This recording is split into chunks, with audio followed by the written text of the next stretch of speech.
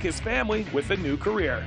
And Ray Romano is Rick, a down-on-his-luck, low-budget movie producer. Now call the famous director and stop being a... You work for me. You got that? Stop! All right, stop it, I'll call. But after the success of Fargo and the fact that Get Shorty has already been renewed for a second season, it's a gamble that's sure to pay off. There's no way we can make this film. Open this. If you don't make this movie, I'll ruin you.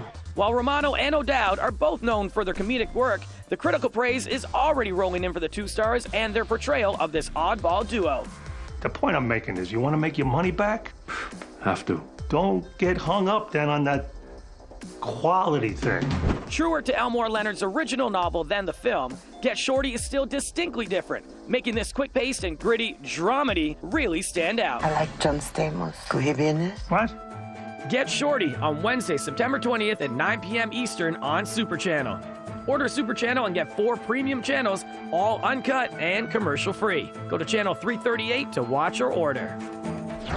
All right, before we go, if you're a music lover like me, you're gonna want to check out Vintage TV. You can watch old school music videos, live and studio performances, and celebrity playlists. Vintage TV is available to all Rogers customers on channel 700, or just hit the music button on your remote. Thanks so much for watching Your World this week. I'm Devo Brown, and we'll see you back here next time. Rock on. Hello and welcome to the Vintage TV session. I do actually played in this room in 1967, believe it or not, using exactly the same keyboard sound that we use. I'm Gabrielle. I'm Graham Matlock. I'm Paul Carrot. This is my vintage. I was very fortunate to be in the right place at the right time when this video revolution came along. This is your vintage, where you get to choose your favourite songs. Feeling Good by Muse. Chuck Berry, Johnny B. Good. A great player. Oh, thank you. From you, that's great. I mean, you have a voice to die for. I still do.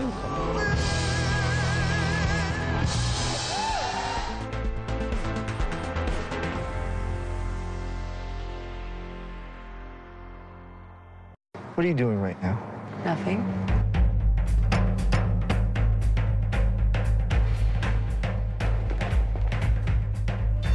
Very, very exciting. Just wait. 5, 4, 3, 2, 1.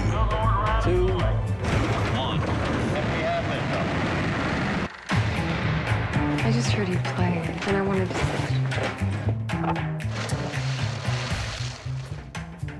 I got a call back. What? You gotta give it everything you got. But when you love someone, you work it out. You don't just throw it away. We do this. I'm willing to die in that room. Today with Mark Sutcliffe on 1310 News and Rogers TV.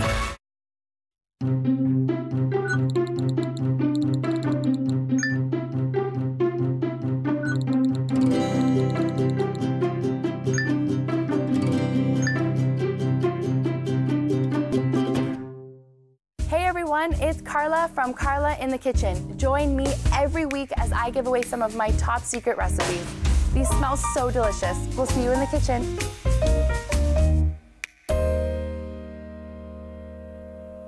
I wish to go on a Disney cruise. Then this gets more active for BC. It gets maybe a bit colder and a bit snowier. Bottom line, not as hard of a winter as we saw last year, but still enough winter to go around. And this is a long-term signal. An auction. And more. I hope you savor the moment.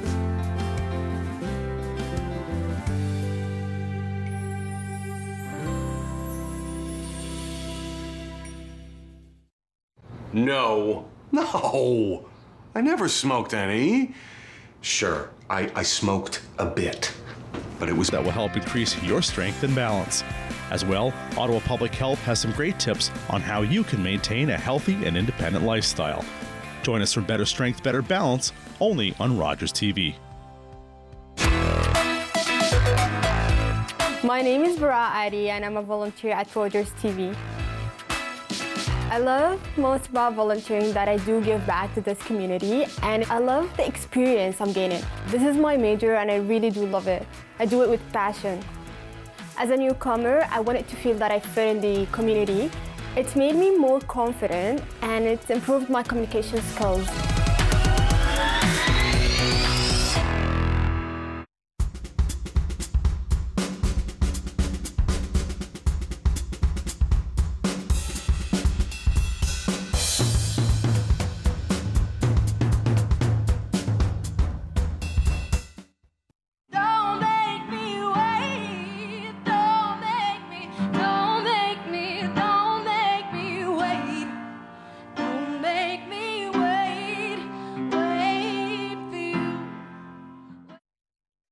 With Mark Sutcliffe on 1310 News and Rogers TV. NDP members will start voting on Monday for their new party leader. As you know, there are 4 candidates in the race: Jagmeet Singh, Charlie Angus, Guy Caron, and Nikki Ashton, who was with us earlier this morning on Ottawa Today. We are joined now by the president and CEO of Main Street Research, who has been tracking the leadership race, Kito Maggie. Kito, good morning. Good morning, Mark. How are you? Good, thanks. How are you? Great, enjoying the weather here in Ottawa. It's it looks like we finally have summer. Yeah, it's very nice. Perfect week. And tell me a little bit about we've talked about this before. It's different from the Conservative leadership race in terms of the methodology you can use, because it is a straight ballot. It's not weighted by ridings across the country. So what is the data telling you right now? That's right, exactly. It's over 40%, and Jagmeet Singh was in fact last, just into double digits. I think around 10 or 11%. So it didn't really look very good. But what we knew, of course, is that his organizational capacity, as a result of his fundraising capacity, was going to mean that he was going to sign on second ballot choice. Yeah, let's talk about that, because the way it works, as I understand it, is that there'll be a series of votes. People can submit a ranked ballot if they want, I think, but they can also just go back and vote over and over again in the intervening period between the ballots being counted: first ballot, second ballot, third ballot, if a third is necessary. So if nobody gets 50% on the first one, then it goes to another ballot with fewer candidates on it. And are you saying that at that point there's likely to be a coalescing around somebody like Charlie Angus as opposed to around Jagmeet Singh? Well, Charlie Angus, when we asked the question of NDP members, so we spoke to 2009 exactly NDP members. So we used a list of donors from to provincial and federal NDP parties across Canada. We added the newest donors available now into up to June of this year. To those lists for this dial. And when we asked those people, who's your second choice, Charlie Angus has the support of 25%, Guy Caron 21%, Nikki Ashton 23%, and Jagmeet Singh just 11%, with about 20% undecided on second choice. So it could be a challenge for Jagmeet Singh if he doesn't win on first ballot, getting that 50% plus one. There's the potential there. These numbers are telling us that there is a potential for one of the others to catch him on subsequent ballots. But it's still early. We're going back into the field again at the end of September. We're going to get a snapshot of not just like in the Conservative leadership. Starting in the next polling, we're going to be asking people, have you voted, to try to get a sense of what the turnout among different people's supporters is. And we do expect, one of two things that could happen. Longtime party members we know that are supporting Charlie Angus in higher numbers, those might have a higher turnout.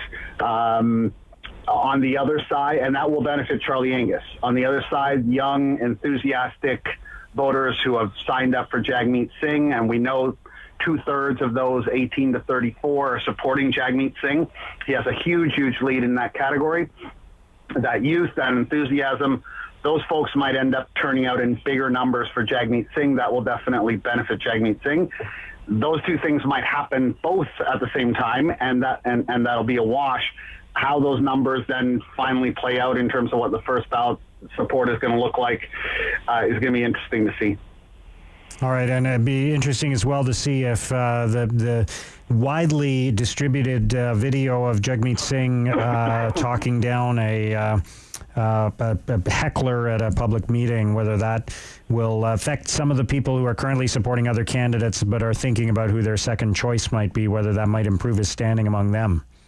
Yeah, I mean, that was one of the coolest things I've ever seen in politics, and I've been doing this a long time. And, you know, it's been shared, that video, I think, just the one aggregator, 35 million views. Of course, it's not all in Canada, but that's by far blows away any other political video ever in Canadian history in terms of views. So definitely he's got some momentum. He's got,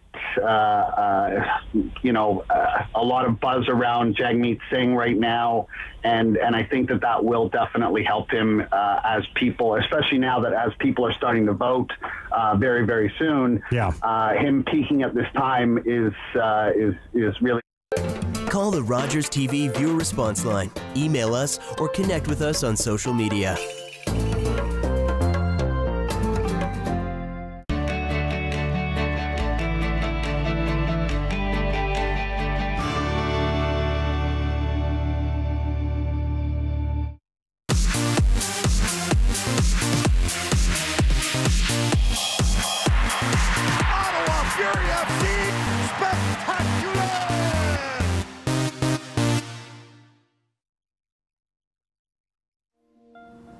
What really triggered it was one of my friends who took his own life.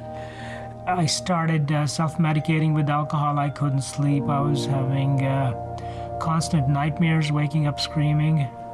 A friend of mine referred me to the Legion. I had no idea what services they provided, but that's what eventually forced me to seek the help, and I'm glad I did. It was the best thing that I ever did. At Rogers TV, community programming means the world to us. Watch Ottawa's Cultural Window, a series of programs devoted to Ottawa's rural communities, events, entertainment, and the latest community news in English and the language of origin. Watch Rogers TV and see the world through Ottawa's Cultural Window, Sundays, 9 a.m. We're ready to eat on Ottawa Eats.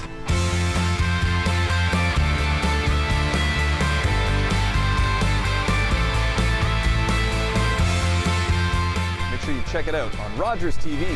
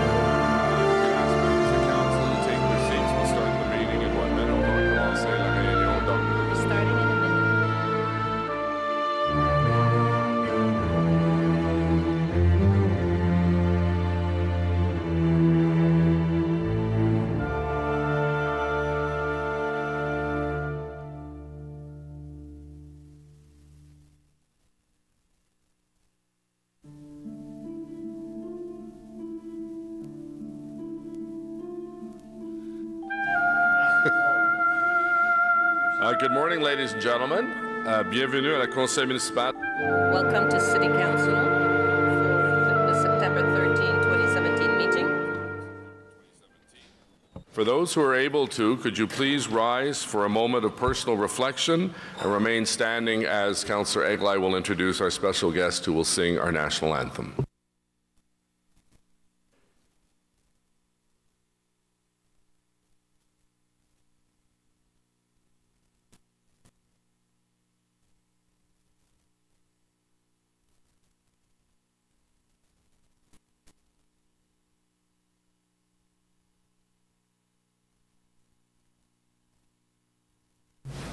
Could remain standing, and we'd ask Councillor Eglai to introduce our special guest who will sing O Canada. Thank you very much, Mr. Mayor. This morning we have Darcy Watson-Laird, no relation to your worship,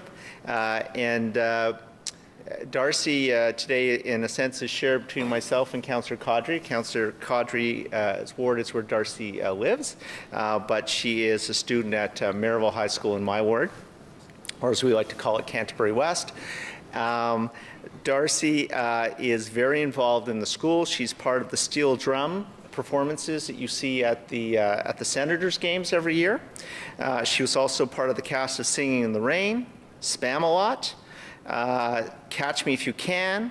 She's also worked in marketing and public relations for the Maryville theater productions, and she's looking forward to being involved in the 2018 musical production of Disenchanted this spring. So I'm going to turn the microphone over to Darcy to lead us in the national anthem. Oh, Canada, our home and native land, true patriot love in all thy sons' command. Car ton bras s'est porté l'épée, il s'est porté la croix. Ton histoire est une épopée des plus brillants exploits. God, keep our land glorious and free. Oh, Canada, we stand on guard for thee. Oh, Canada,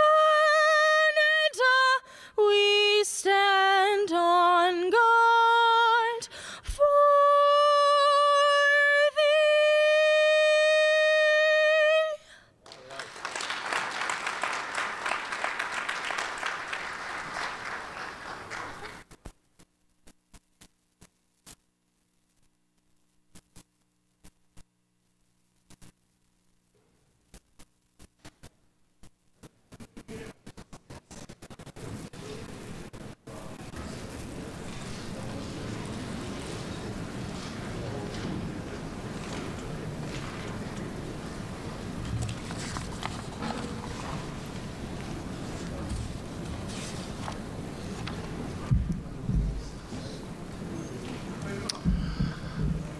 Well, good morning, ladies and gentlemen. Bonjour, mesdames et messieurs. Before we start with our Mayor's City Builder Award, one of our colleagues and his spouse, Lai, had some great news a week or so ago when they delivered a brand new baby boy, Jacob, to our happy father, Mathieu, and mother, Lai, who is right over there. Little lunch break for Jacob. So I won't call you up at this awkward moment, but I will ask Matt to come forward. We have a little presentation we'd like to present you. We have a population sign that says 900,001. So congratulations. Bravo.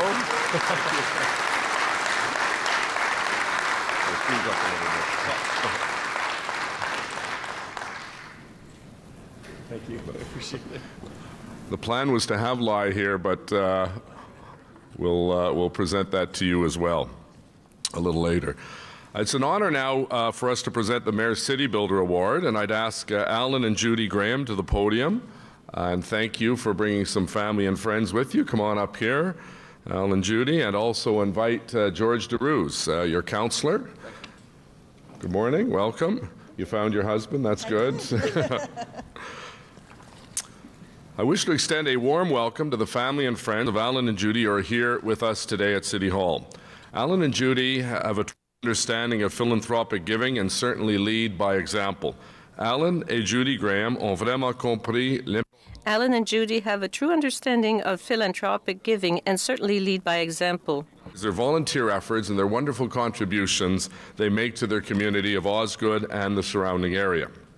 Alan and Judy Graham became strong sponsors of charitable organizations in Osgood during their 30-year business career with AJ's Catering.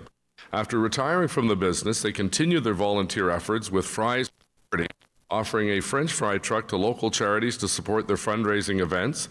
And I have been served many dozen times by that French fry truck, as you can tell by my waistline. And they support the Osgood Care Centre, which is a wonderful community facility in Osgood, and help to organize the annual Busting Out the Brews event. Alan served as the MC for the event, the most recent which raised over $71,000 for the Osgood Care Centre's redevelopment fund. So bravo. Alan also volunteers with the Greeley Lions fundraising events, is founder of the neighborhood Al Bowers Outdoor Rink and continues to maintain it with others. Il est également bénévole lors des activités de financement de club.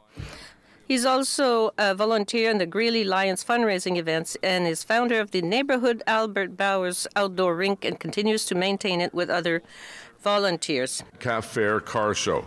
Judy has been equally busy volunteering with the Metcalf Fair and the annual Shroom Fest for 5 years, and I'd like to take this opportunity to thank Al and Judy for their many contributions, not just to their community, but a lot of these events have wide reach to them, and obviously the Metcalf Fair is such a great big event as it comes into town just next month, as a matter of fact.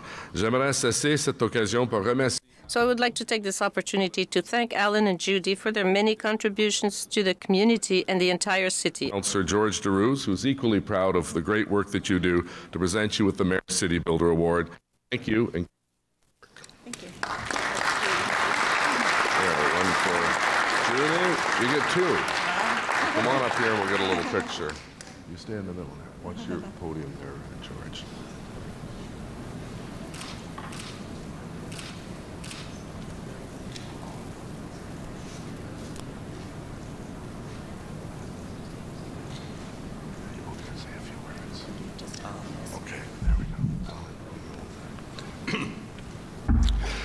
I'd like to thank Councillor DeRuse and Jane for all the work and effort they put into making this possible. It is a true pleasure to be able to be so involved with our community, and that's made possible by hundreds of great community-minded people who are on the committees with us and come out to our events. Hope to see you at some of them. Got a brand new one on Friday. We're looking for 400 people for a fish fry for the United Church in Metcalf. Thank you, and see you at some of our great charity fundraisers.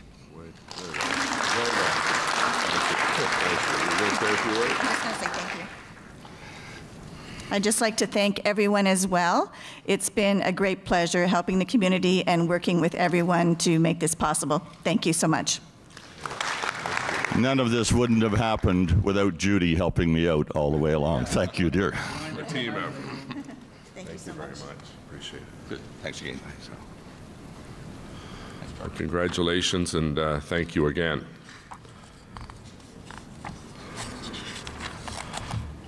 It now gives me great pleasure to announce the presentation of a City of Ottawa Award for Heroism to a member of our Emergency and Protective Services Department. On behalf of City Council and senior management, I extend a warm welcome to everyone here this morning. I'm pleased to invite our guest of honor, James Walton, to come forward.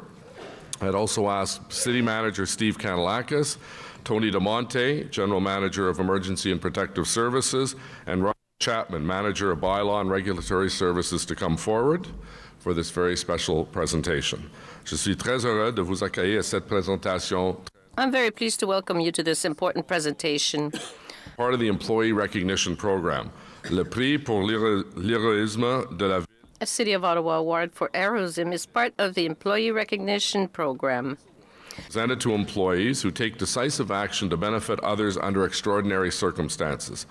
Nominees may distinguish themselves by going beyond the scope of normal responsibility to perform an act of courage, take a quick action to provide assistance in a critical situation, by saving a life or preventing serious injury, damage, or disaster.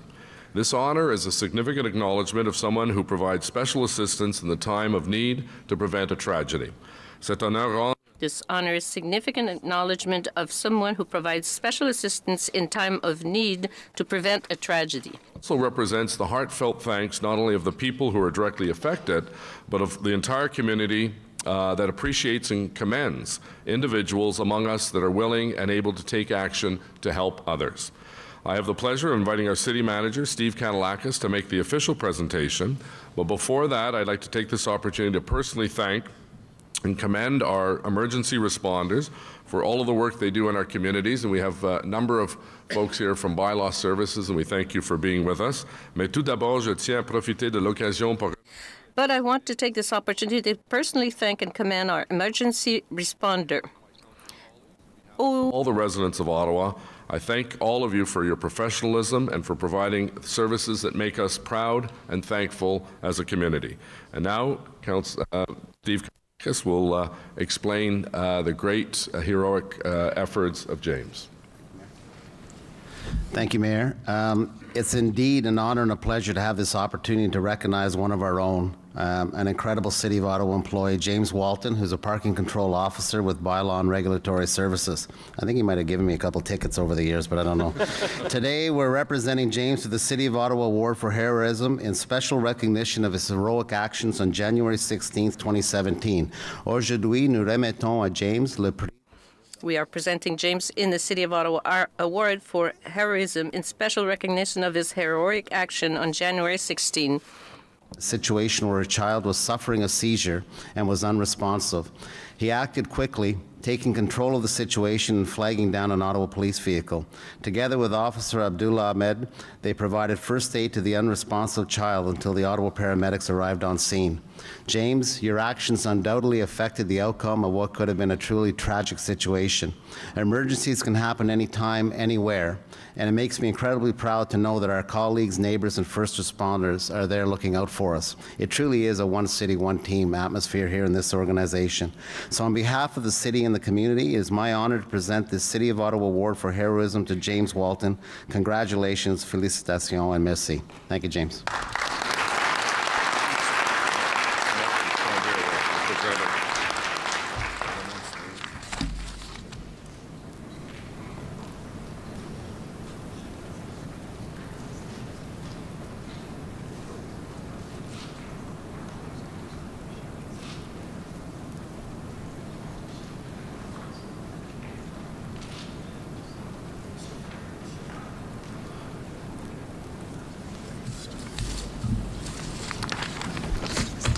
Thank you, Mayor.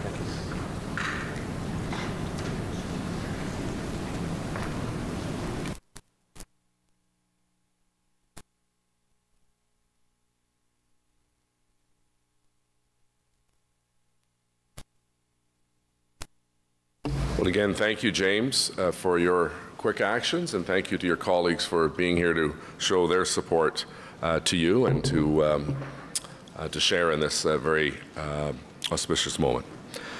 Madam Deputy Clerk, a roll call, please. Conseiller Minette.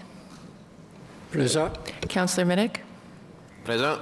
Councillor Harder. Here. Councillor Wilkinson. Present. Councillor El Shantiri. Present. Councillor Kadri. Present. Councillor Taylor. Here. Councillor Shirelli. Here. Councillor Eglai. Present. Councillor Deans. Here. Councillor Tierney. Councillor Fleury. Ici. Councillor Nussbaum. Here. Councillor McKenney. Present. Councillor Leeper. Ici. Councillor Brockington. Here. Councillor Chernyshenko. Present. Conseiller Cloutier. Present. Conseiller Blais. Here. Councillor DeRuse. Here. Councillor Moffat. Here. Councillor Kakish. Present. Councillor Hubley. Here. Mayor Watson. Ici. Le quorum est atteint, Monsieur le maire. Merci. You have quorum. Available confirmation of minutes for the 23rd of August 2017. Carried. Declaration of interest, including those originally arising from prior meetings. Déclaration de conflit d'intérêt. Councillor El-Shantiri, please. Thank you, Your Worship. I, Councillor Eli El-Shantiri, declare potential direct pecuniary interest on item 9, Planning Committee Report 50, Zone and Bylaw Amendment to accommodate reconstruction in the area affected by the May flood 2017, as I own a property in the area affected by the May flooding event. Right, and I have your written declaration. Thank you very much. Thank you, Mr. Communications as presented. Councillor Tierney is advised he'll be absent from the City Council meeting of September 13th due to city business. As you know, he's our FCM rep and he's at an FCM board meeting. Motion to introduce reports. Motion portant présentation de rapport. Councillor Hubley, seconded by Councillor Kakish, please. Thank you, Mr. Mayor.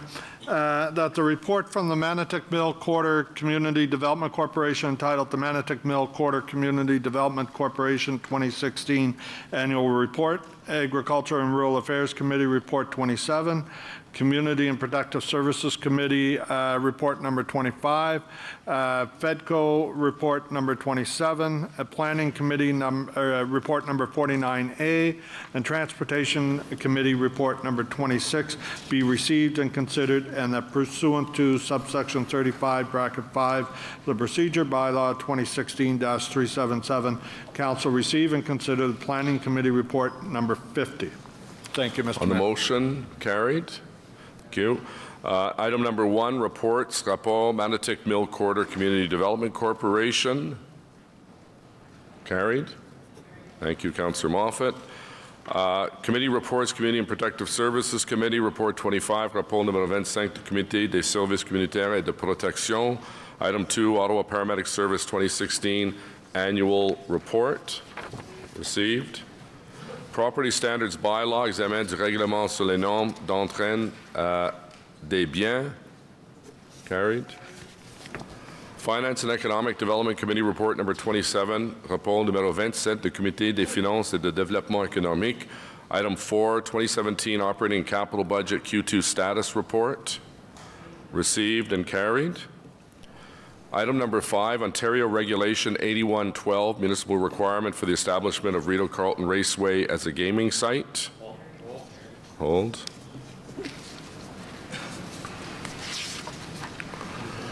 Item number 6, Stage 2 Light Rail Transit Project and Procurement Update, mise à jour sur l'étape de projet de train léger sur rail et le plan d'approvisionnement. Hold. Hold. Planning Committee Report number 49A, rapport numéro 49A du Comité de l'Urbanisme, Zoning Bylaw Amendment 494 Lisgar Street. Councillor Hubley and Harder, or rather Harder and Hubley have a technical amendment. Councillor Harder, would you like to introduce it, please?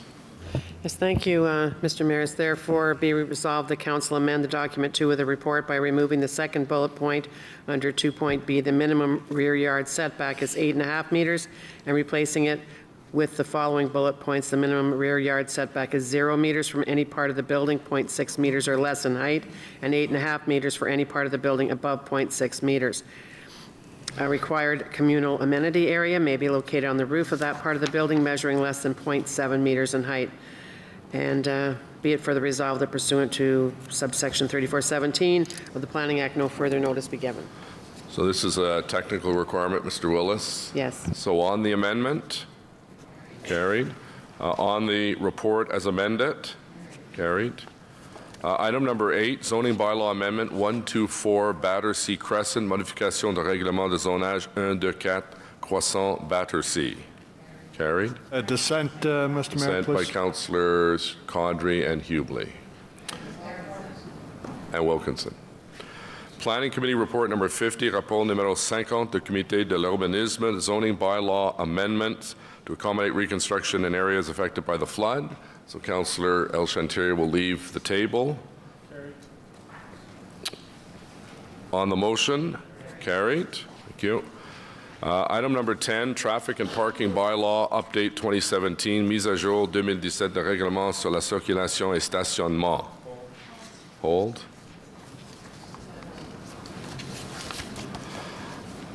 This is a very controversial one coming up. 11, Orleans Rib Fest 2017, road closure, yeas and nays.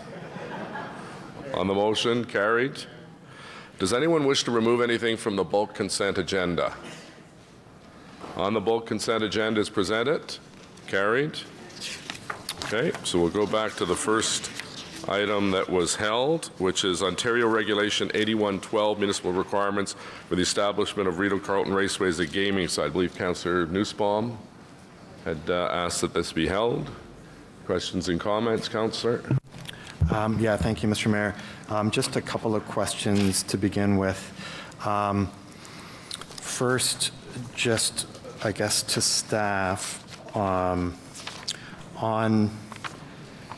read in the report that there is an expectation that should municipal permission for the site be given, the expectation from the applicant is that the 21 gaming tables that had been, I know, the subject of a previous council's discussion will be installed. I'm just wondering whether the revenue share of those gaming tables has been established. I know there's mention in the report of what the percentages are for the slot tables, and I couldn't see anything in the report that spoke to what the revenue share of the gaming tables is going to be.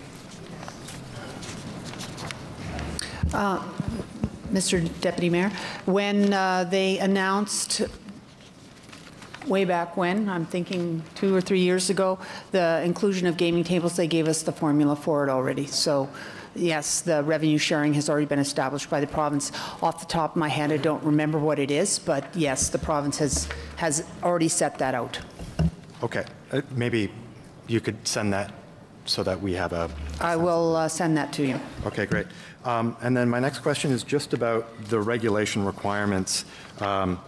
It is clear from the regulations that the province is looking for the city to do a number of things, including, of course, seeking public input and then providing the province with a summary of that input. And I'm just noticing in the report on page 8 that staff mentioned that there were a series of meetings that took place on the issue of casinos and gambling back in 2012 and 2013, at which there were many delegations present, 31 delegations at one meeting, 11 at another, 16 at another, so clearly significant public interest in the item, and they are mentioned in the report. And so at the conclusion, at the top of page 9, when staff indicate that as part of the regulation requirements, that staff would intend to send all comments received, I just wasn't clear. Does that include then the comments that were made as part of that 2012-2013 process? Mr. Chair, the answer is yes. What I was planning to do with the delegated authority the council gives me is provide the regulatory input that we received this time around, but also provide the OLG with all of the previous discussions and reports and input that we received from the public.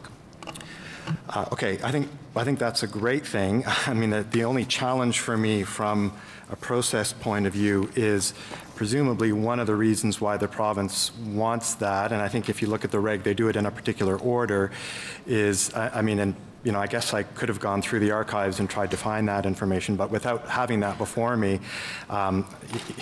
you know, the issue is I don't have a copy of what the city is going to be sending to the province in terms of the public input.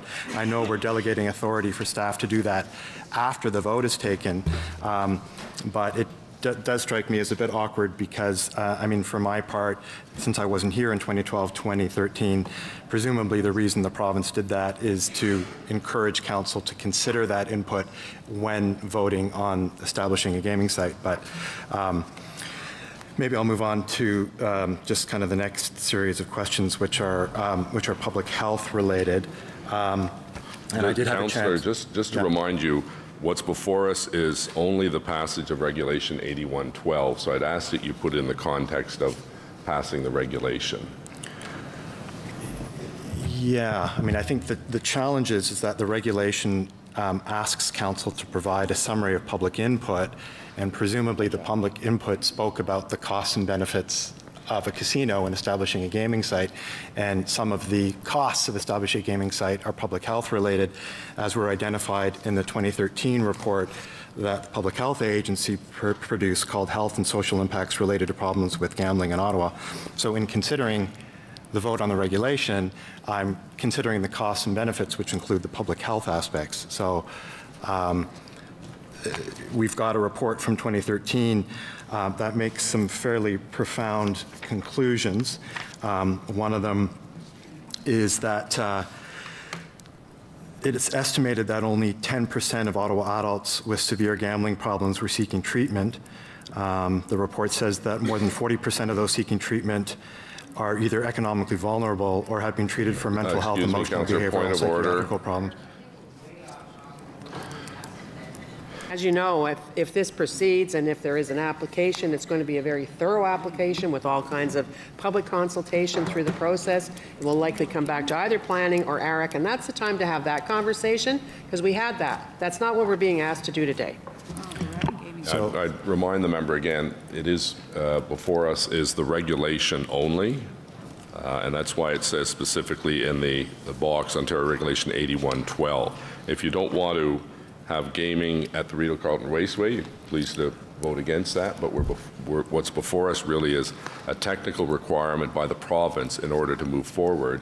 And as the Councillor Harder said, when the application comes in from the Hard Rock group, we will have that fulsome discussion at that point.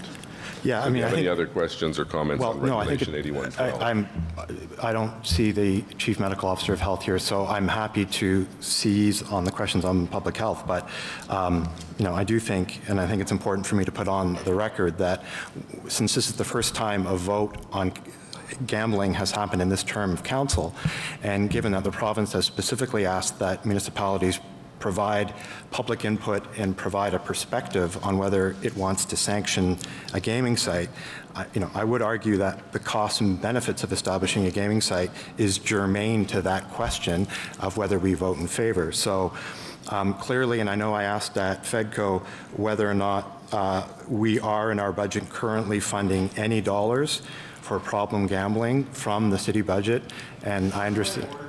And the answer was no, so I will... Point of order, Councillor Blais. Councillor Blais' microphone. Yeah, Mr. Mayor, you've made your ruling. At that point, it should end. If the Speaker wishes to challenge the Chair, he's free to do so, but I think we should move on. I think he's got 6 seconds, so probably perfect timing. Itself. On that basis, Mr. Mayor, it won't surprise you then that I think in the absence of an understanding of what the city is doing on this front, it's very hard to vote in favor of establishing a gaming site. Okay, thank you. Councillor McKenney, please. Thank you, Mr. Mayor. Well, I guess picking up on that makes my decision a bit clearer. I'm not going to be able to support establishing a gaming site, which is, I think, what we're being asked to do here, which will add 21 tables. So, I don't believe that we're fully prepared or informed on the possible repercussions of that. We do know that gaming is a public health concern, and it does have the potential to cause mental health, social, financial impacts to individuals and families. So if we're going to vote today or be asked to vote today, I guess I'm going to ask the city solicitor, because I don't see the medical officer of health here,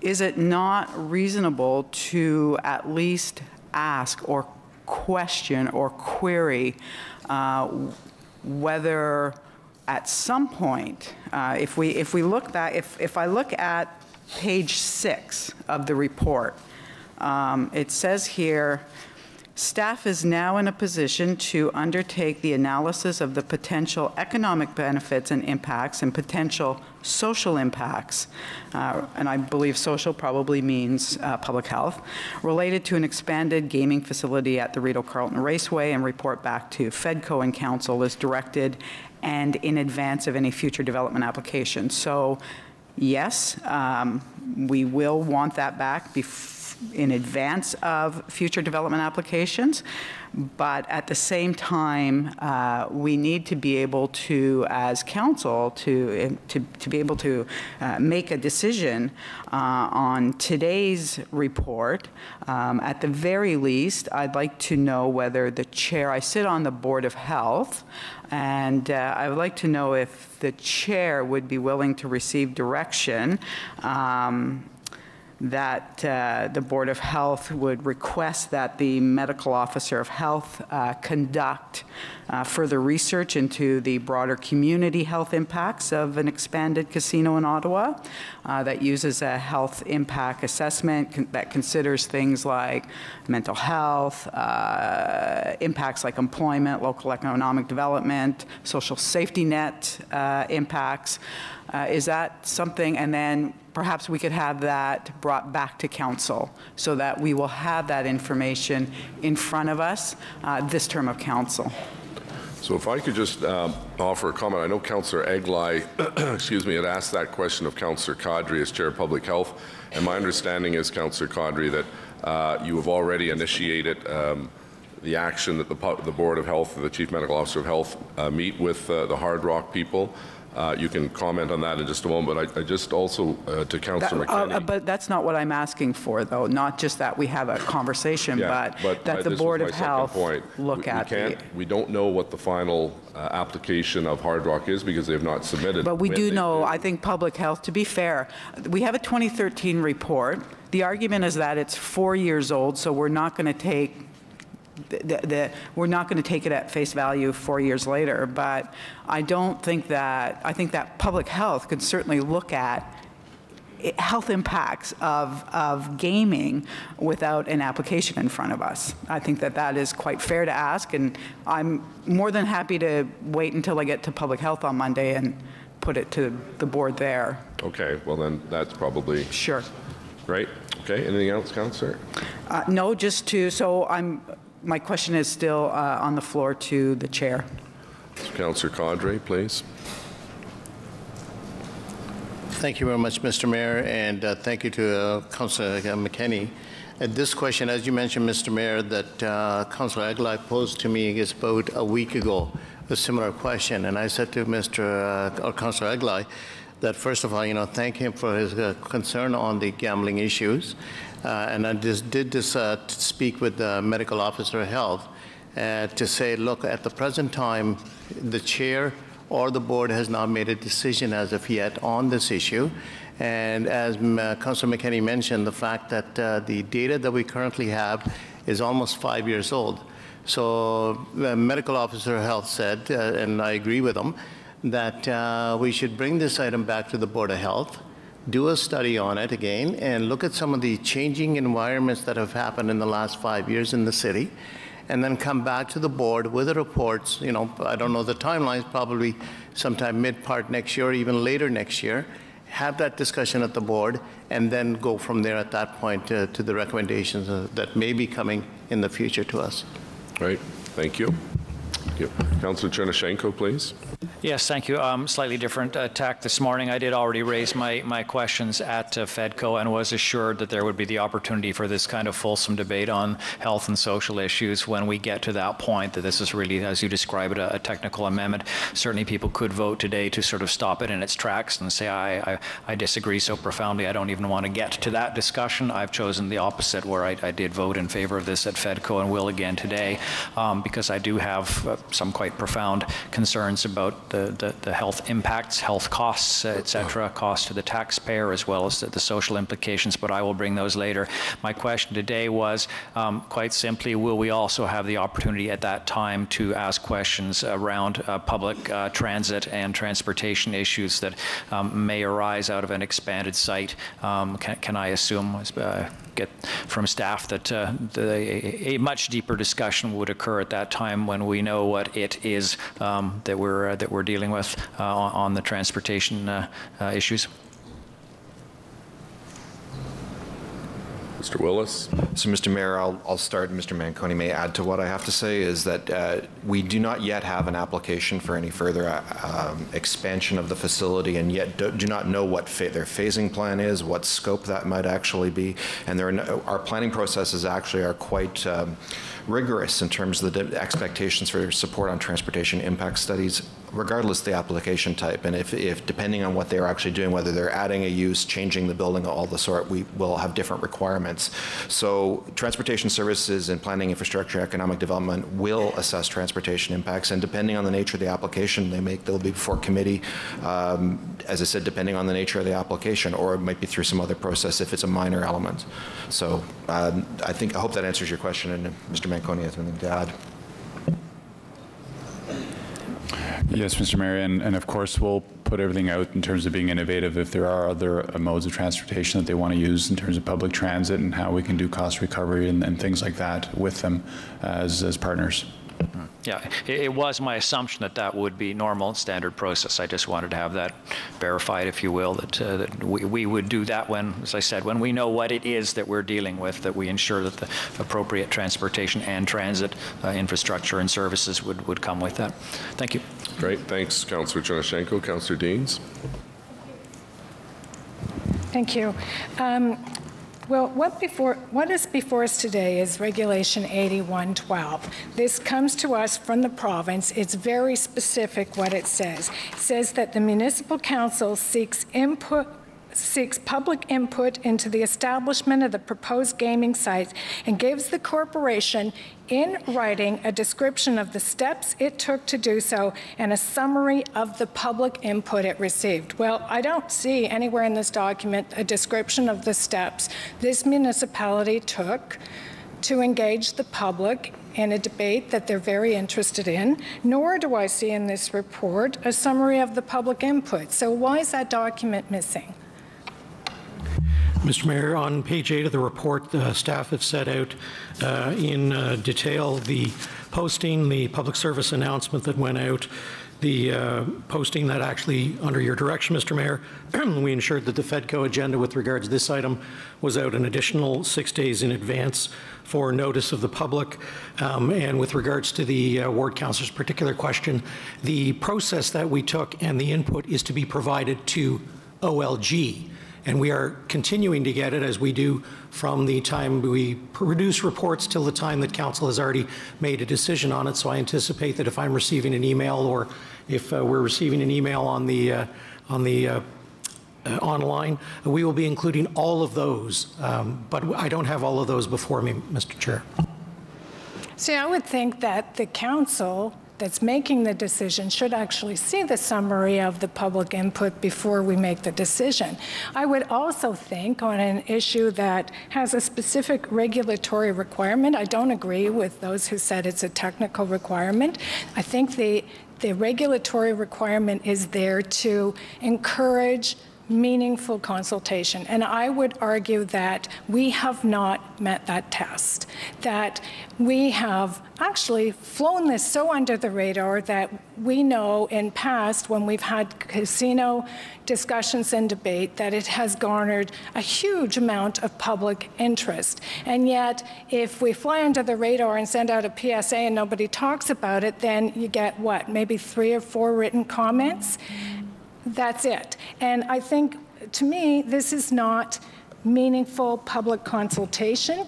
I think the community expects this council to act responsibly, and part of acting responsibly is to ensure that we engage them in a meaningful way on issues that are very important to the future of the municipality. And I would contend that that has not happened. I would also contend that council should see a summary of the input that we have received, and we should have made a far greater effort to engage the public.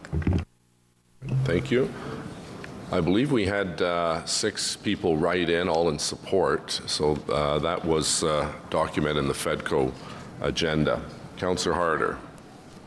Thank you for mentioning that, Mr. Mayor.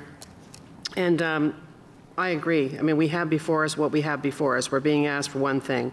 All the other language that we've heard from councillors that have said what they said doesn't change the fact that I don't know about the rest of you. I do know Councillor Wilkinson and Councillor Middick didn't receive one email or one call against this, even from people who possibly didn't understand, like some of you didn't understand what was before us today.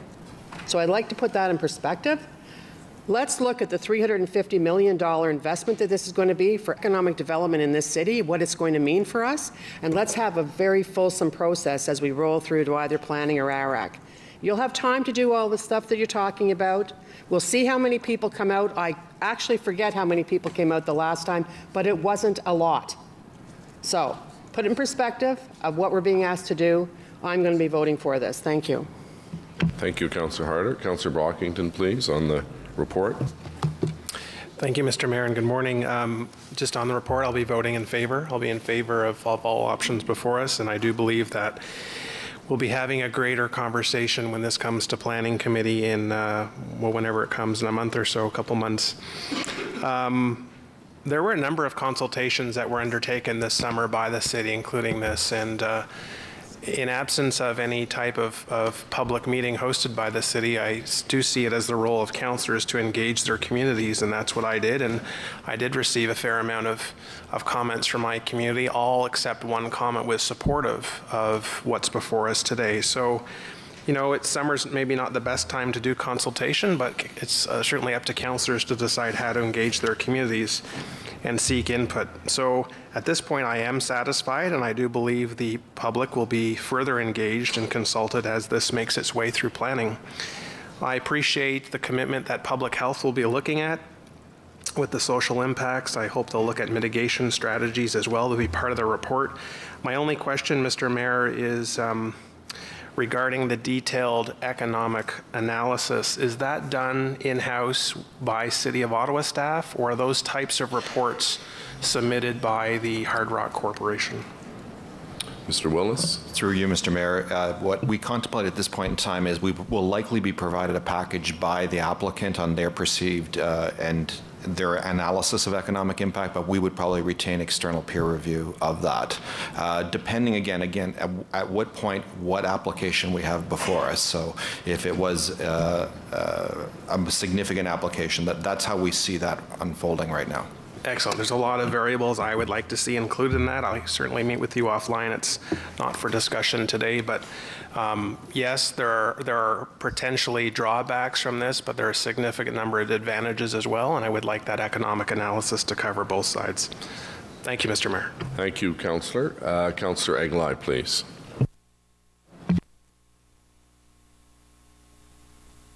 This question is for the city solicitor.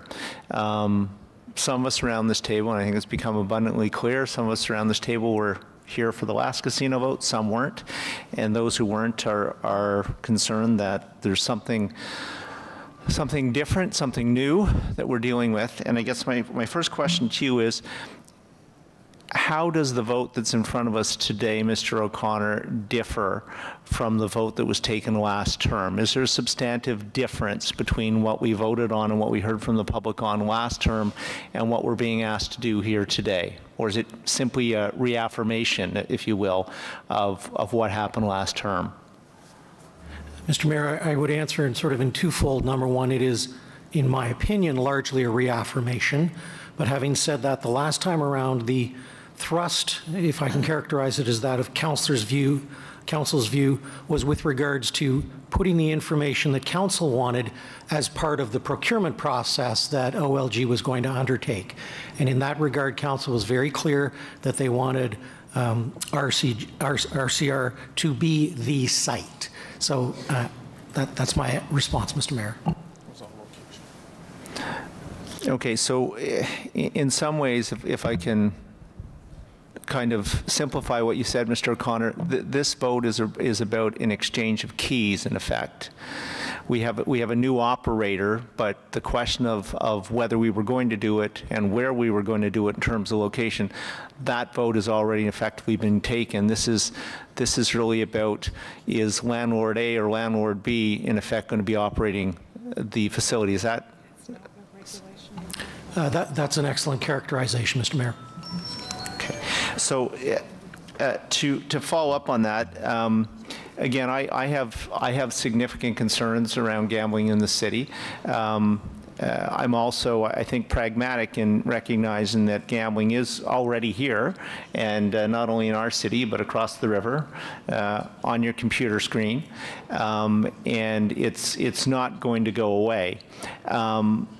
So one of the changes, and I said to simplify it, in effect we have a new landlord, but one of the differences that so far we found is that new landlord in the person of Hard Rock has confirmed through the city solicitor's office in a very public way that they are prepared to sit with our public health officials and talk about responsible gambling in the city and what they already do at their current facilities and what they might be prepared to do in partnership or conjunction with input from public health. So first of all, I want to thank the chair, knowing full well that he walks a bit of a tightrope here because council is not allowed, and the solicitor can jump in if I get this wrong, we're not allowed to actually direct the chair of public health or the board itself as to what they should and shouldn't be doing. We can ask, and the chair has graciously acted as a bridge, if you will, between council and committee, or board rather, on this issue, and has assured me in response to the questions that I raised, and again in a very public way, that those meetings are going to happen, and moreover, there's going to be what happens at the meeting is going to be reported back to the board and made available to council members.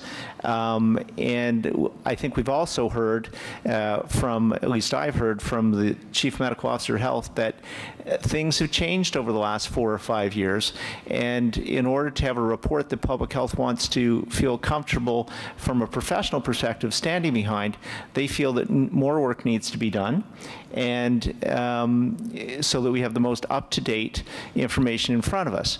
And I think part of that discussion has to be what flows from the meetings with Hard Rock, what's put on the table, what those discussions have, as well as what Hard Rock's eventual application is going to be, both in terms of the amenities they're going to put in, the transportation, but also what size they're looking for in terms of gambling. I think we all know they're going to come back and ask for more, and that's something that has to go in the hopper as well as part of that discussion from a funding perspective, from measures that we can take to deal with gambling in a responsible fashion.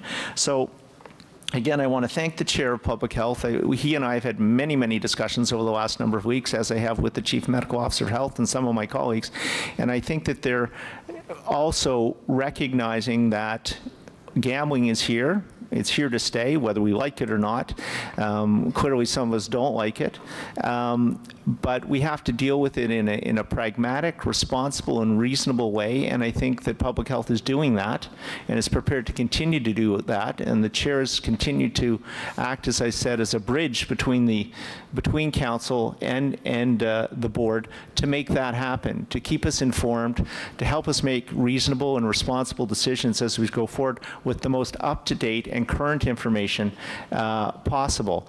So I'll just wrap up by saying, you know, further to what Councillor Harder said, when the fulsome application comes forward, there will be a lot of the public coming out talking about all of those issues. I welcome that discussion. I think we should have that discussion, but we'll be making it in an informed way on the plan that's in front of us at that time. So thank you.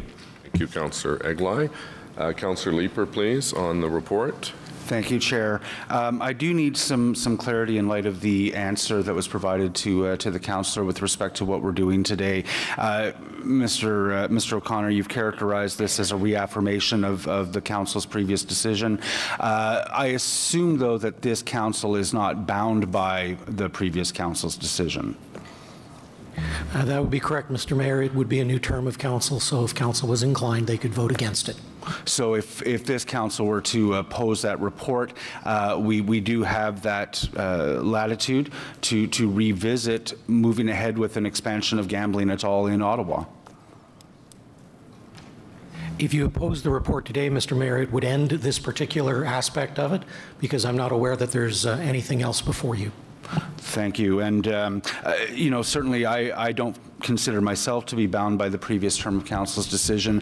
This was an issue I heard a lot about 4 years ago, or at the door in emails. There was a significant discussion. And I'm not comfortable supporting this recommendation. I am not comfortable that there are so many people in our casinos who shouldn't be, that the social damage that's being caused by gambling is unacceptable. So I won't be supporting today's report. I do have a question about the movement to Planning Committee and the rezonings that come after this.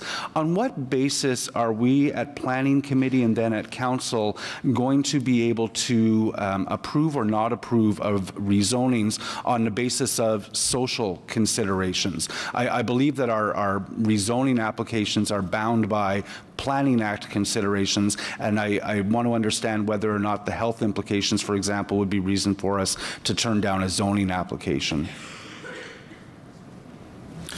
Mr. Mayor, I think the official plan sets some very broad objectives, and should the councillor or any councillor wish to raise a point that is consistent with the language Council has adopted in its official plan, it creates a line for exploration of issues.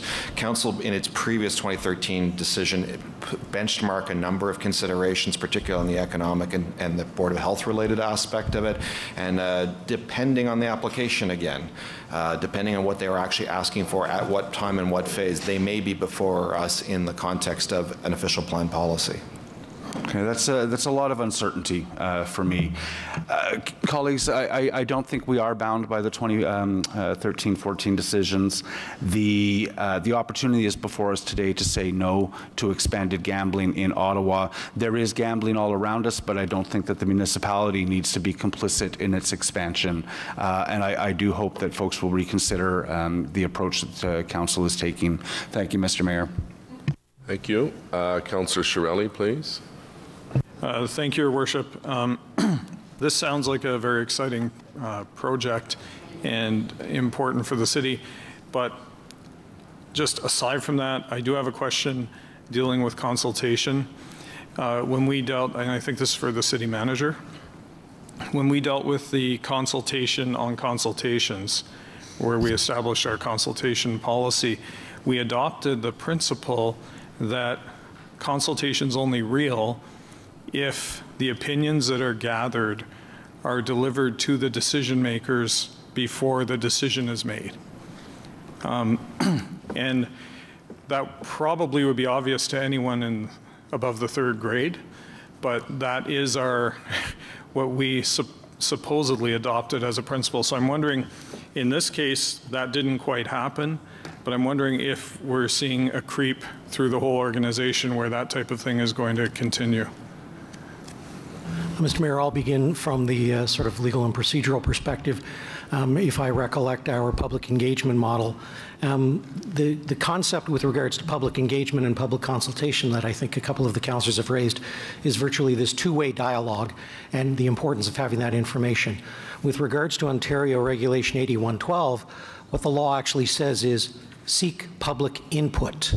And I think that language was put in there directly by the OLG, by the minister, by the government of the day, because it was not meant to be public consultation, and it is not meant to be the city's public engagement. It is meant to be the regulatory seeking of input from the public. And with respect, Mr. Mayor, I think that's rather different than our public consultation model, but I'll leave the city manager to add if he feels inclined.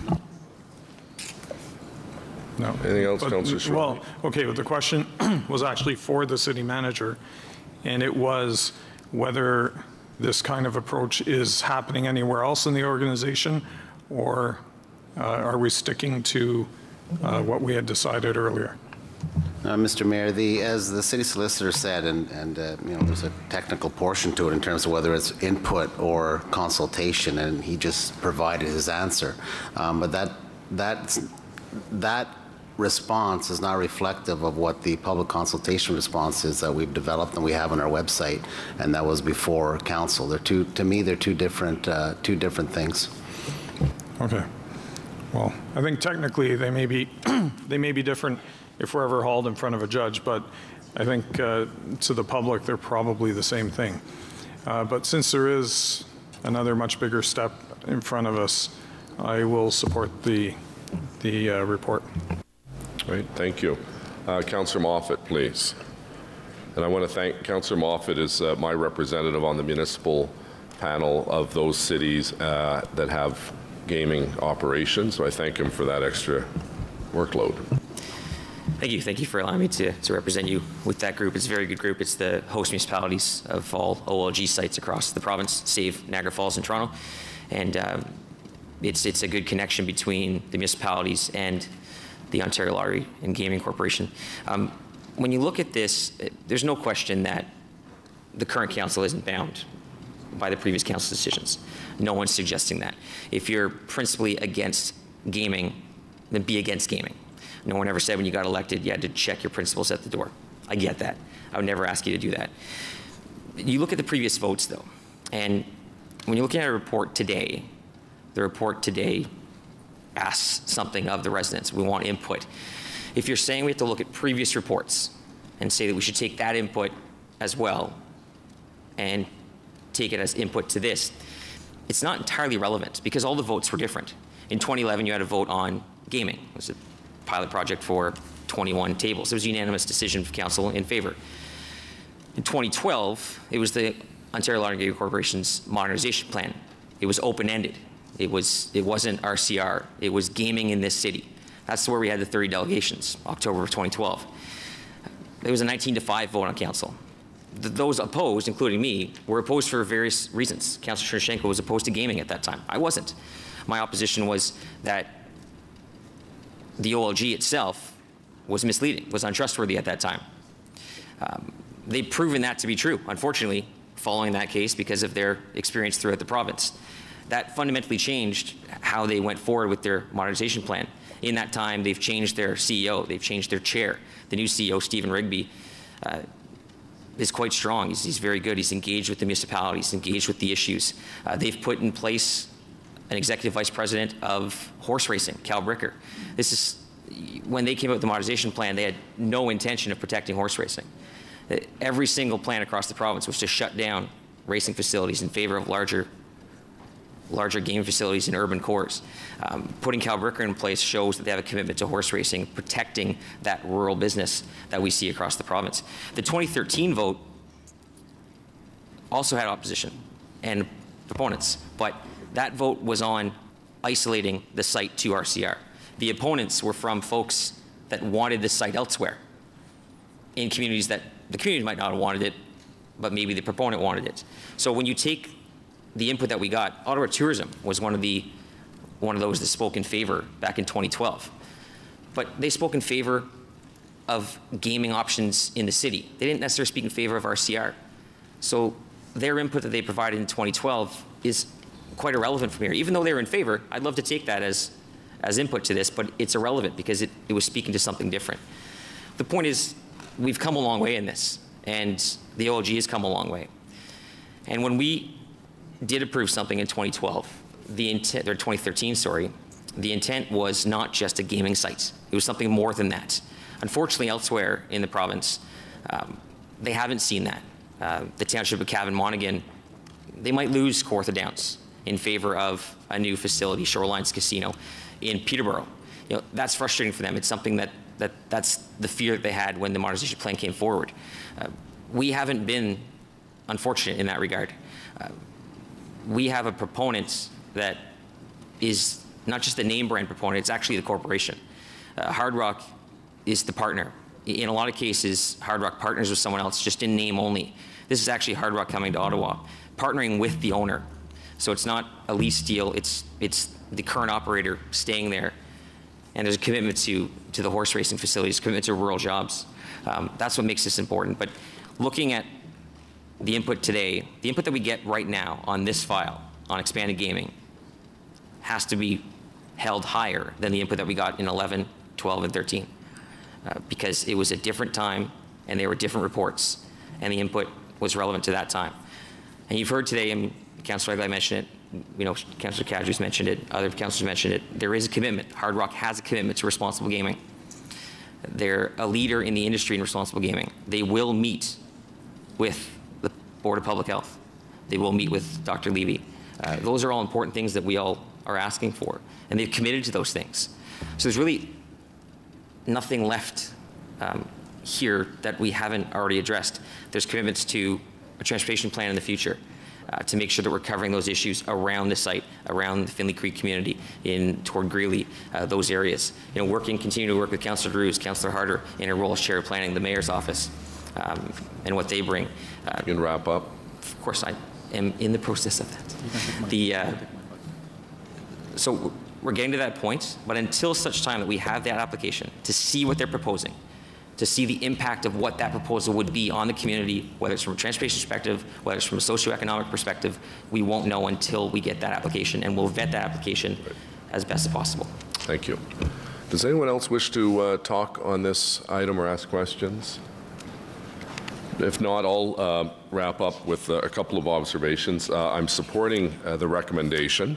The province several years ago asked our opinion as municipal leaders and as a community, and after many meetings and months of work and deliberation, Council agreed that the only gaming facility should be located at Rideau Carleton Raceway with an expansion of a number of table games.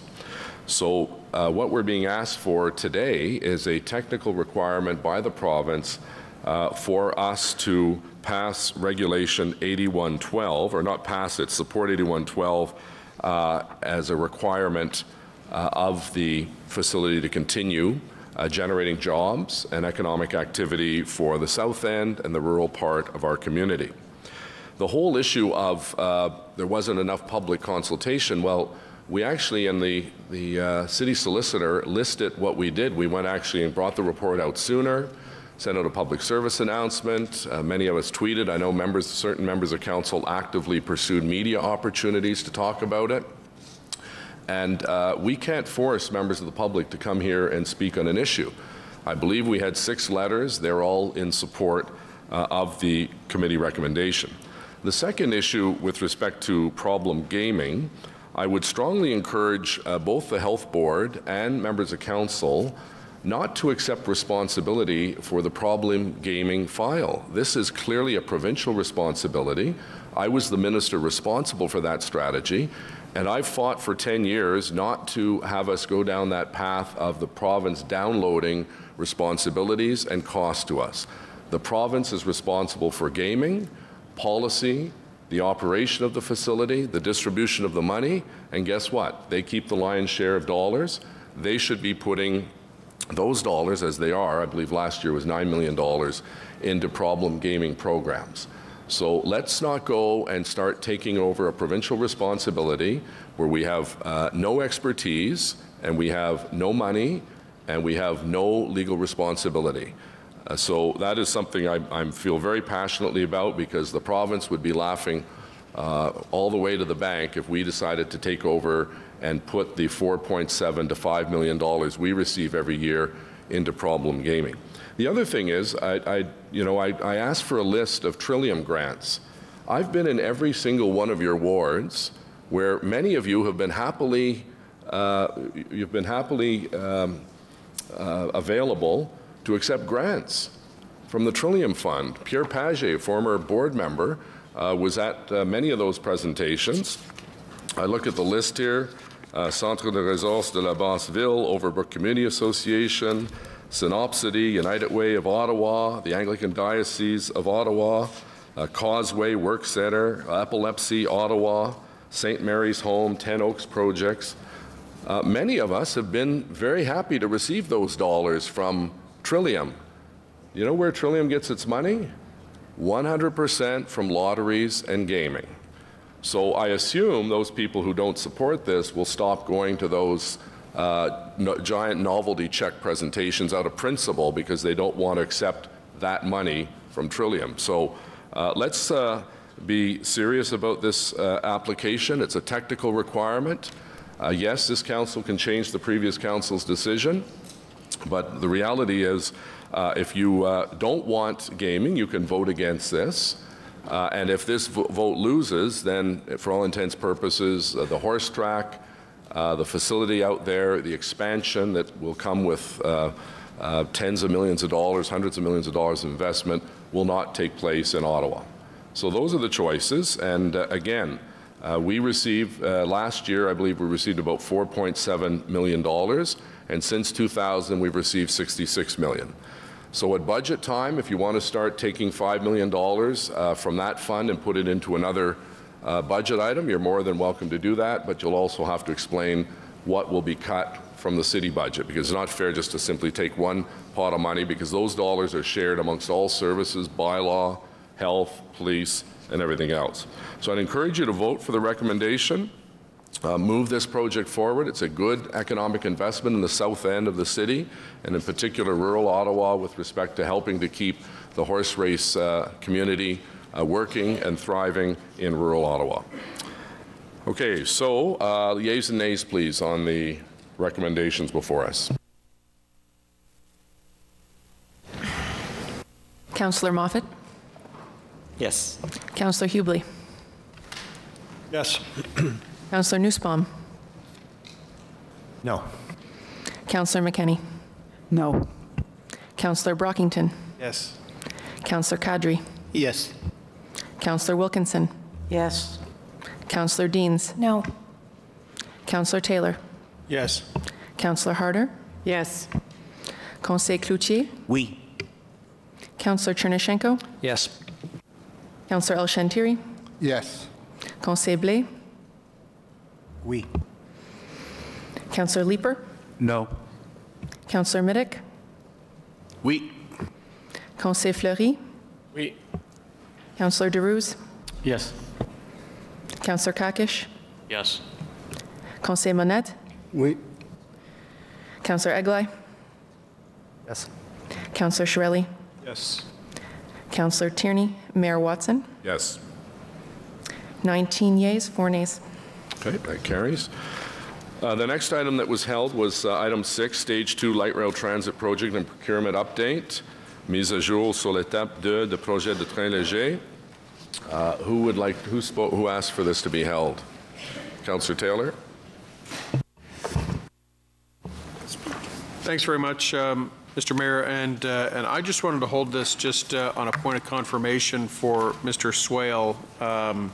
At FEDCO, we had the opportunity to chat a little bit about some specific concerns that the Crystal Beach Lakeview Community Association had with respect to the western leg of Stage 2. And you and I have had a chance to exchange emails on this and believe we've landed at a degree of specificity that will satisfy their concerns. So we've exchanged that email, and I just wanted to get confirmation from you today that you're comfortable taking those points that were raised at FEDCO, refined a little bit between then and now as direction. Mr. Mayor, we are comfortable with doing that, and we'll take it as direction. Okay, that's it. Thank you very much. Great, and thank you, Councillor. I know you've worked hard on this file, as other members of council have, particularly in the Crystal Beach, Lakeview communities. Next is Councillor Wilkinson, please. Thank you, Mr. Mayor. First, I want to say thanks, staff, for the way that they've dealt with this file. I've been at the public meetings for this, and the way that the public was extremely interested in this particular case, and I think you really went overboard to listen to them, to take their concerns into account. And I was really very pleased when you actually went the key one of getting the maintenance yard moved away from a wooded area, and extending further west to put it beside Wesley Clover. And Mr. Mayor, that also is a great benefit for Canada in the future. The Canada-Stittsville area is next on the list for Phase 3, and by having it already past Moody Drive, it means that's one less structure that will have to be built, and it's almost entirely grade separated already to get as far as Terry Fox, because it's only the March Road and the railway that's between there that isn't already grade separated. And that's what I think we have to take a look at Phase 3 now because of this being over. I know we're going right from Phase 1 to Phase 2 starting immediately, and we should be prepared to go right from Phase 2 to Phase 3, which is far more challenging because of the financial obligations. And I think that because we now know, this report at Planning Committee yesterday clearly showed that the largest population of a community outside the Greenbelt is the Canada-Stittsville area. The largest employment area outside the Greenbelt is in the Canada-Stittsville area. There's roughly 60,000 jobs there, many of them very high-level, high-technical jobs, and it's booming right now. In fact, on Monday I heard one company wants to expand in Canada North. They're there now. They can't because there's not enough space for them.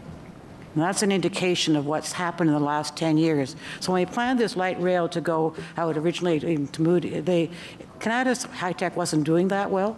Now it's a world leader in many, many different areas, and next month we'll have the great joy of going on the public road with a driverless vehicle for the first time in Canada. And that's because of the technology that we have in that area. So I'd like to sort of talk about, let's get going now with Phase 3. We need Phase 3 because we are going to, well, we already need it, but we have to try to be it so we have a seamless transfer, as we're doing from 1 to 2, when we get out through this area from 2 to 3. And that, of course, is a really big challenge for the finance. So, Mr. Mayor, what I'm asking is that we actually set up a little group, yourself, the three of us from the area, Councillor Chadri, Councillor Hubley, and myself, that are the urban areas in the transit area outside the Greenbelt. And we start strategizing about how we could get the funding to do this. The technical part can be done. The EA is shortly going to be finished, and we'll know the route, we'll know the approximate costing within the next few months. And if we start now, it takes a long time, as you know, to get these funding arrangements done, to find out where we could do it, what we have to amend and change around to get that funding. And if we start now, I think we'll do a much better job. So I'm just asking if you'd be prepared to work with us and start that process now with the community so that we can, in fact, make it much earlier than now. Because at the moment, there's no date, there's no timing, we don't know. And the community is constantly asking about it. This way, I think we can give them some certainty that at least we're working very hard to make it happen. Yeah, I just wanted to clarify, though, the EA, I believe, is going to take at least a year, if I'm not mistaken, Mr. Swale. The EA for the Canada extension will take into next year. That's right. So I'm happy to work with you, Councillor, but I just think we need to follow the process we all agreed to a few months ago, and that was to go out and seek the funding for the EA, and we thank you and Councillors Hubley and Caudry and El Shantiri and Karen McCrimmon who delivered big time for us. That will determine the most appropriate route, more precise costing, but there's nothing stopping us from working together to continue to lobby the other levels of government to secure funding. But as you know, that would have to be at this stage a 50-50 cost sharing with the two other orders of government because we don't have it in our affordability plan. That's exactly why I want us to start working right now, Mr. Mayor, because I think that may or may not happen, and we have to also really search hard to see if it has to be a 1/3, 1/3, 1/3, what can we do? That doesn't require having it all finished. The last public meeting on the EA will be next month, and at that point they will put forward their recommended route. They will be put forward the estimated original costing, and they will fine-tune that over the next year. But we'll have some basic information I think I'd better soon. get a clarification, because my understanding is we're not going to have that detailed information in a month. It's going to be a year, Mr. Swale? It will be. We're tracking for the transportation planning folks are tracking for the end of 2018 to finish the EA for the Canada West extension. The piece that we took on to accelerate was the extension from Bayshore to Moody, which we are planning on filing by the end of October, early November, and hoping to get approval from the ministry by the end of this year. I'm not looking at that level of detail right now, but the detail I'm looking at is just so how we can explore our own financial plan to see what we can do there to release funds, what we can do with that, which doesn't in fact make any commitments. It's really just searching right now, because I think that I looked at how long it's taken us to arrange funding and all the work that's been done in phases 1 and 2, which has been incredibly a lot. It may be seem like it's a long time away, but they're supposed to be finishing phase 2 in 2023 or 2024. And when you start looking at that, with the time it's taken for the rest of it, because I started working on this file in 2006, the original plan for where the route would go was done in that term of council, and this is the 3rd term of council that I've been working on it. So it does take a lot of time. And I just want to make sure that before I leave council, which I may do sometime, that we have things moving forward. So I just think getting started doesn't hurt. We're going to be meeting together, Mr. Mayor, the West End councillors, and we'll start the ball rolling that way and then get back to you on that. Okay, thank you. Thank you for your help on that. Councillor Leeper, please.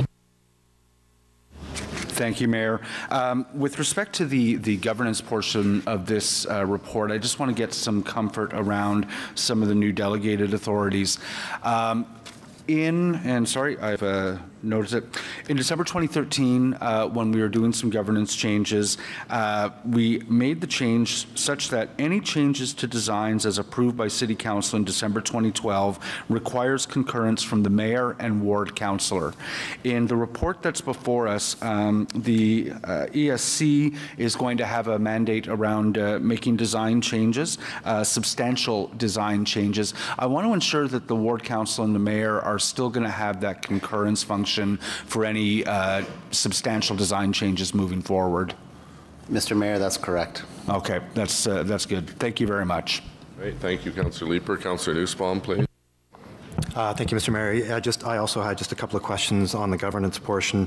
I think they're pretty straightforward, but on page 29 of the report, one of the bullets of increased delegated authority for the ESC, and I'm reading from the report here, is increased project funding outside of approved funds. I just wasn't entirely clear what approved funds means. So that means within the project budget, shifting things that had been itemized, but all within the project budget. Is that correct? I think, Mr. Mayor, this is actually the way it's written makes it present a different perception, but in fact it's within the approved budget, which includes the contingency fund. So it's not outside what council approves. Okay, and then similarly, the second bullet, design changes requiring funding outside of the existing delegated authority. So similarly, that would be within the context of the existing project budget. And I guess my only question, because it didn't come out clearly in the report, is the rationale for that. Was it deemed too complex to go through FEDCO and Council? Is there a timeliness issue? I'm just curious what the rationale is. Mr. Mayor, in the report back in November 26, 2013, the report basically outlined a number of factors, 5 factors that were taken into consideration for the delegated authority. And one of the main considerations was the timeliness of the project. It is a project management structure. It is a complex project. We are meeting weekly and ensuring that we're on top of the project. And we have checks and balances built in to report back to council and ensure that we stay within our budget. And if we do have to go outside that, we do come back to council. But the primary reason is that decisions on any changes within the scope that and budget the council approved can be dealt with in a timely manner and not be delayed due to some of the legislative processes that we have in place.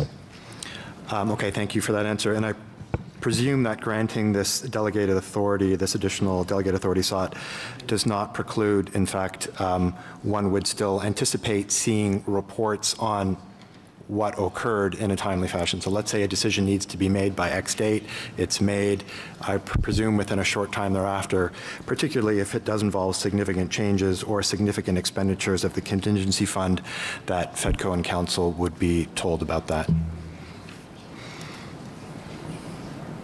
Yes, Mr. Mayor. Currently you receive quarterly reports. Those will continue, and those encapsulate all of those decisions, including the summary on the contingency fund and major decision points that you've seen in the past.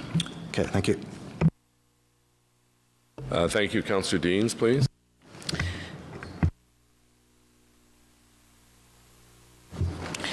Thank you. And I want to start by thanking Mr. Manconi for answering my specific questions around delegated authority. Because what concerns me in this report is that we're asking for more and more delegated authority to staff. This is the largest project in the city's history. I've been here long enough to remember the Shirley line that ultimately got canceled, but I remember how council was seized with that project, and really every step of the way had a pretty hands-on approach to understanding the decisions that were being made along the line and why they were being made. And I feel that the pendulum has swung so far in the other direction now. I mean, that might have been excessive, but this is, in my opinion, also excessive. That really, we're narrowing the scope, we're taking away Infrastructure Ontario, we're concentrating in the hands of a very few people in this city a lot of delegated authority, including the delegated authority for the contingency of $100 million. And I just think that council shouldn't be delegating all that authority to staff. I think that it's reasonable that if there are to be changes along the way, that it come back to council, come back to FEDCO, come back to transportation, come back to transit, whatever it is, in a timely fashion so that council is made aware and has the decision, not a delegated authority to a staff body. And for me, you know, this is the largest project, billions of dollars, and there's 2 pages dedicated to process and delegation of authority in this. And I just, to me, it doesn't make sense. I don't think that we should say, here's $2.1 billion, let us know when we can cut a ribbon. I think the council needs to be much more engaged than we are, and I think that it's somewhat irresponsible to just delegate all of the authority for all the decision making to staff. And so, Mr. Mayor, for that reason, I would like to ask that recommendation number 4 about approving the Stage 2 governance plan be separated out so that I could vote against that. Thank you. Okay, thank you. Anyone else wish to speak on the item? I'll offer a couple of comments. First of all, thanks to our staff. Our staff have been working on this particular project for some time now and have done, I believe, a very good job of keeping us informed, keeping the public informed, attending many public consultation meetings. And I want to thank our city manager, Steve Kanalakis, John Manconi, Chris Swale, their respective teams. Also, our 3 colleagues who worked on the 100-day solution, Councillors Egli, Blais, and Taylor. J'aimerais remercier le personnel de la ville. I'd like to thank city staff that works very hard to make a phase 2 move forward. It's a very important project that will transform the economy of our city. To note that all parts of our city will benefit from the expedited procurement of Stage 2 LRT, as we bring LRT farther east to Trim Road, farther south to Riverside South, farther west to Algonquin College and to Moody Drive now, and in fact farther in all directions than had been thought possible at the outset. There's no doubt in my mind that these investments being made collectively with our provincial and federal partners, and as you can imagine, a lot of meetings and time and effort went into those meetings, both at the political and the bureaucratic level, but it was a signal of confidence that we were one of, I believe, only 2 projects that received a pre-approval on Stage 2 funding of the infrastructure program in all of Canada. And that, I think, is something we can be very, very proud of, because we know that this project of LRT will help to contribute to the growing confidence that individuals, families, businesses, and organizations are feeling about our future. With well over $5 billion in LRT infrastructure work planned or underway in the city, it's no wonder that families are purchasing homes in greater numbers and planning for a prosperous future here in the nation's capital. And also, business confidence, as you see with the Ottawa Chamber of Commerce, is on the rise. With today's approval in hand, staff can now continue to advance the procurement for both the Confederation Line and the Trillium Line extensions. Over the next few months, city staff will work very hard to launch the call for tender for the Phase 2 of the light rail. A mistake, there are still lots of challenges ahead. When you're building a train system in a built-up part of a community, there are always going to be disruptions and challenges to the neighborhood. And we've seen that in Phase 1, and we will see it again in Phase 2.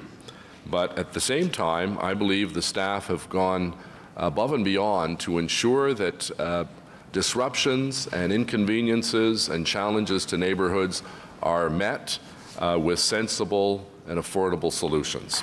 So these procurements are both innovative and groundbreaking and will serve as a model for jurisdictions here in Canada and around the world. And I think anyone who receives some of the kinds of publications that I have the honor of receiving, Infrastructure Canada's publication, they showcase our LRT project very frequently, which is something I think we can all be very proud of.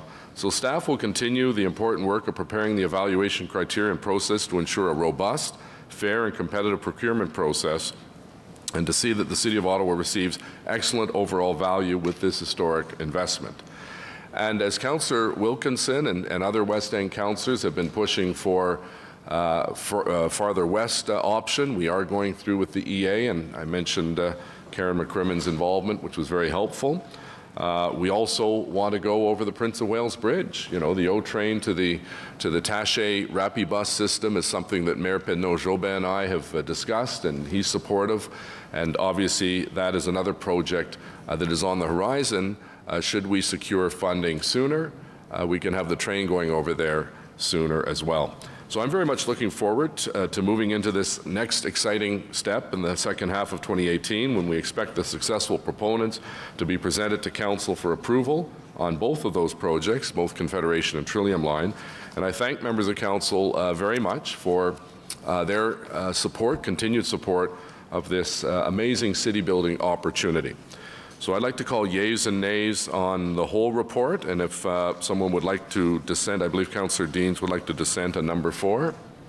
So on the main report, yeas and nays, please. How are we supposed to dissent on part of it? Well, you do that right now, just as Councillor Deans did. Okay, so you're actually taking each of the 7 recommendations as one? Yes, and then you can dissent on a particular one if you'd like to after. Okay, so on the whole report. Councillor Moffat? Yes. Councillor Hubley? Yes. Councillor Nussbaum? Yes. Councillor McKenney? Yes. Councillor Brockington? Yes. Councillor Kadri? Yes. Councillor Wilkinson? Yes. Councillor Deans? Yes. Councillor Taylor? Yes. Councillor Harder? Yes. Councillor Cloutier? Oui. Councillor Chernyshenko? Oui. Councillor El-Shantiri? Yes. Councillor Blais? Yes. Councillor Leeper? Yes. Councillor Middick? Oui. Councillor Fleury? Oui. Councillor Derouz? Councillor Kakish? Yes. Councillor Monette? Oui. Councillor Eglai? Yes. Councillor Shirelli? Yes, dissent on 4. Councillor Tierney? Mayor Watson? Yes. 22 yeas with noted dissents. So Councillor Deans and Shirelli's dissent on 4 is noted. Next, thank you very much. Traffic and Parking Bylaw, Update 2017. I believe Councillor Deans had asked for this to be held. Yes, thank you, Mr. Mayor. We had a fulsome discussion on this at committee, and I thank the staff for the work they've done on this. Especially, I had asked that we do public consultation, because that hadn't been a part of the original plan, and almost 2,000 people responded. So I think that is indicative of the interest that the public have in transportation and in parking issues in our city in particular. But between the committee meeting and council, I started to receive a number of messages from residents in the Hunkle Park community that are very concerned about the establishment of large-scale Airbnbs in their neighborhoods.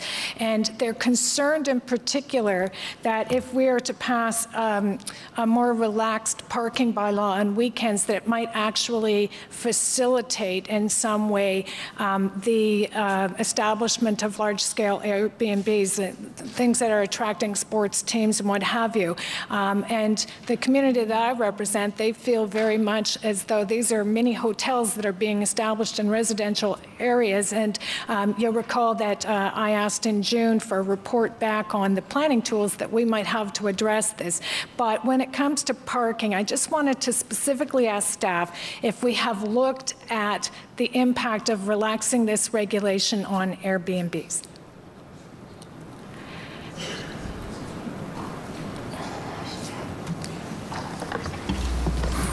Through you, Mr. Mayor, no, we haven't looked at specifically with Airbnb, but what I can say is if there's a community that has concerns with people parking more than 4, 5, 6 hours on the weekend, they can do through our regular process a petition, and we would sign it as a 3-hour or 2-hour or 1-hour parking based on what the community would want. Okay, and can you just remind me of what that process is to petition?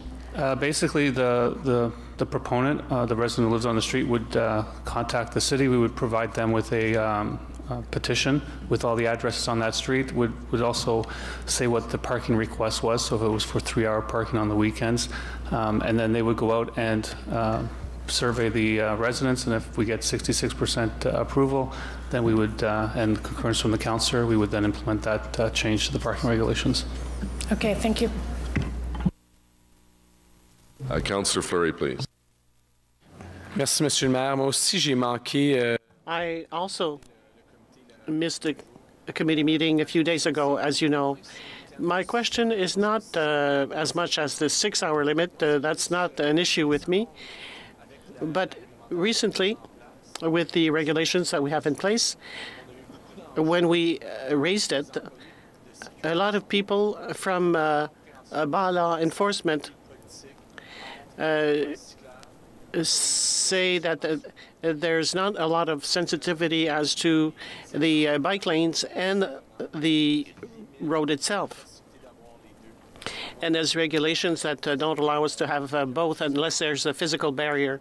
So could you comment on that? Because there were many situations that you are aware of that have created a lot of tension towards bikers or residents or businesses, where we could find a common solution if the regulation is changed. We haven't changed the regulation, so right now you can park at 15 centimeters from the sidewalk, or if there's no sidewalk, it could be from the side of the road. So we haven't changed the regulation. What you're talking about, I think, is bike lanes, where you can park a meter or a meter and a half from the road. This is more of a problem. We've seen that on Laurier, where there's only paint used, and cars are blocking the bike lanes. So we need that sort of border to make sure that people stay on the right side and do not block the bike lanes. Désolé. Évidemment. Obviously, I think there's a domino effect, because as soon as you ask for a border, that zone has to be maintained during the winter. So that's not really a solution.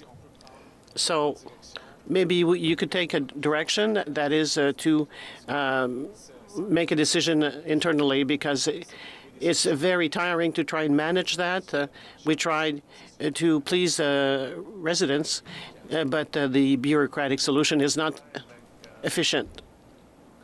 Yes, we're working with our colleagues in order to find a solution. We've had a meeting over quite a few days in order to put in place what residents want on their street. So you're confirming that you will make the proper analysis internally? Yes, we'll be working with the road department, and you'll provide a report to the Transportation Committee? That's the instruction that we need. I'm sorry, I didn't get that. If this is council's instruction or direction, this is what we'll do. So I would like to have a summary of what will have been found as a solution. Report, I don't know how much work that's going to take to put it all together. Yeah, we'll have to go back and take a look in terms from that perspective, but I mean, we can also why don't you take it under advisement and then get back to the councillor? You know, I don't want to have another, you know, sometimes it's easy for us to ask staff to do something, but they have a work plan and they're probably overworked with the work plan. So why don't we ask that as a... Just one point, Mr. Mayor. I agree with you, but the staff are already announcing that they're conducting an internal review. I just want the summary of that review to be shared with members of transportation. So is that possible? Are you doing the review internally in any event? Well, we are working with our road services groups to formalize something so that as we move forward. So it's something that maybe we can bring back through a memo to council if that's the direction. Okay, thank you. Thank you. Merci, conseiller. Councillor Hubley, please. Thank you, Mr. Mayor. Before I ask my question, I just want to talk about something Mr. Landry mentioned in his response to Councillor Deans about the petition process. I can share with my colleagues that I've done that process a number of times in my community. It's worked well. The majority of the residents really like it. It's not that time consuming, and you end up getting a much better product out of it because Mr. Landry's staff can recommend exactly how to sign a street so that you still get good on-street spots, but you don't get the bottlenecks that you do today when cars are parking on corners, etc. So I just want to share that. And now I want to ask my question, which is, should we also be looking at, before we table the draft budget, should we be looking at adding some more parking control officers into this in the city as well? Because part of the issue here is the number of complaints being received for parking infringements. So along with the long-term solution of your exercise with the petition and everything, I'm just wondering, Mr. Mayor, if it'd be a good direction to staff to take a review at the staffing levels as well, the full and part-time officers, and see if we need a few more. Yeah, I'm not sure how popular that will be with the public, but can you take that and go back to see if there's a need? I don't want to add more if there's no need for it. Maybe Mayor, we're doing other work with regards to that, with regards to where volumes are and how we can better deploy the assets we have. So with the work that's being done, we'll take that as part of the analysis too. Currently, we're identifying perhaps we're investing in areas we can reinvest some. I think maybe with the current resources, we may be able to address what the councillor wants and be more effective. So I'm looking forward to hear what they have to do, the work they're doing. In the suburbs, Mr. Mayor, we get a lot more calls and letters complaining that there's not enough parking control. I've never got an email saying that we're at the right level. So I think it's worth a look as part of the budget exercise. So I agree with what Mr. Damati says. A fair compromise. Yeah, I know agreed. I get mostly letters with people photocopying their tickets to me, so they're not happy with getting a ticket. So think of it as a sin tax, okay? Okay. Thank you, Councillor Hubley. Councillor Chernushenko. Thank you very much. I did express some reservations when we debated this at committee because a couple of particular situations, of course, in Capital Ward, Lansdowne won't be news to anyone. We had a very comprehensive plan. We had consultants' recommendations and council-approved plans around Lansdowne, and never at that time was it envisioned that some of the streets within proximity of Lansdowne, the Glebe, Old Ottawa South, and now with the new bridge construction just starting, to Old Ottawa East will be an easy walking distance, and that's a whole area that will now on weekends and holidays be 6-hour parking times, which is enough that both long-term visitors and employees may start using those streets as their preferred parking spot. That has a number of problems that come with it. One, of course, is that residents there will find it even more difficult to find parking when it's already very difficult. Another is it might actually be an enticement to people now choosing to drive, whereas they had taken us up on our encouragement to be using transit, and they may feel now that, well, hey, I can park for up to 6 hours. Why not do that? And the third one, of course, is that we often find that our two city parking garages around Lansdowne are underwhelmed, and so that would be even more the case where there would be lost revenue in the parking garages and more people circling, competing for those spaces. What I'm getting to, this is all sort of somewhat known. I really saw this proposal initially as being something that I had heard suburban councillors were asking for, and I saw if that's what people are asking for, I had no problem with that. It was only later that I realized, thought through the implications here, not just for Lansdowne, I would say around Brewer Park, around Tennis Club, and others were at Carleton University. My question for you then is around petitioning. It can be time intensive. It can be particularly time intensive if you have quite a number of streets that now find themselves with the possibility of becoming 6-hour zones. And that could be as many as 15, 20, or 30 streets just in the circumference of easy walking distance of Lansdowne. That's a lot of staff time. That's a lot of people you're giving address lists and saying, fill your boots, go out, talk to your 80 neighbors and come back with signatures. What I'm wondering is if there are entire zones where we know there's an issue, or we've got the studies with Lansdowne traffic, where we might actually do it on a zone basis and a councillor bring a motion to say, based on this knowledge, can we do multiple streets with a clear rationale for that, as opposed to requiring a street-by-street petition.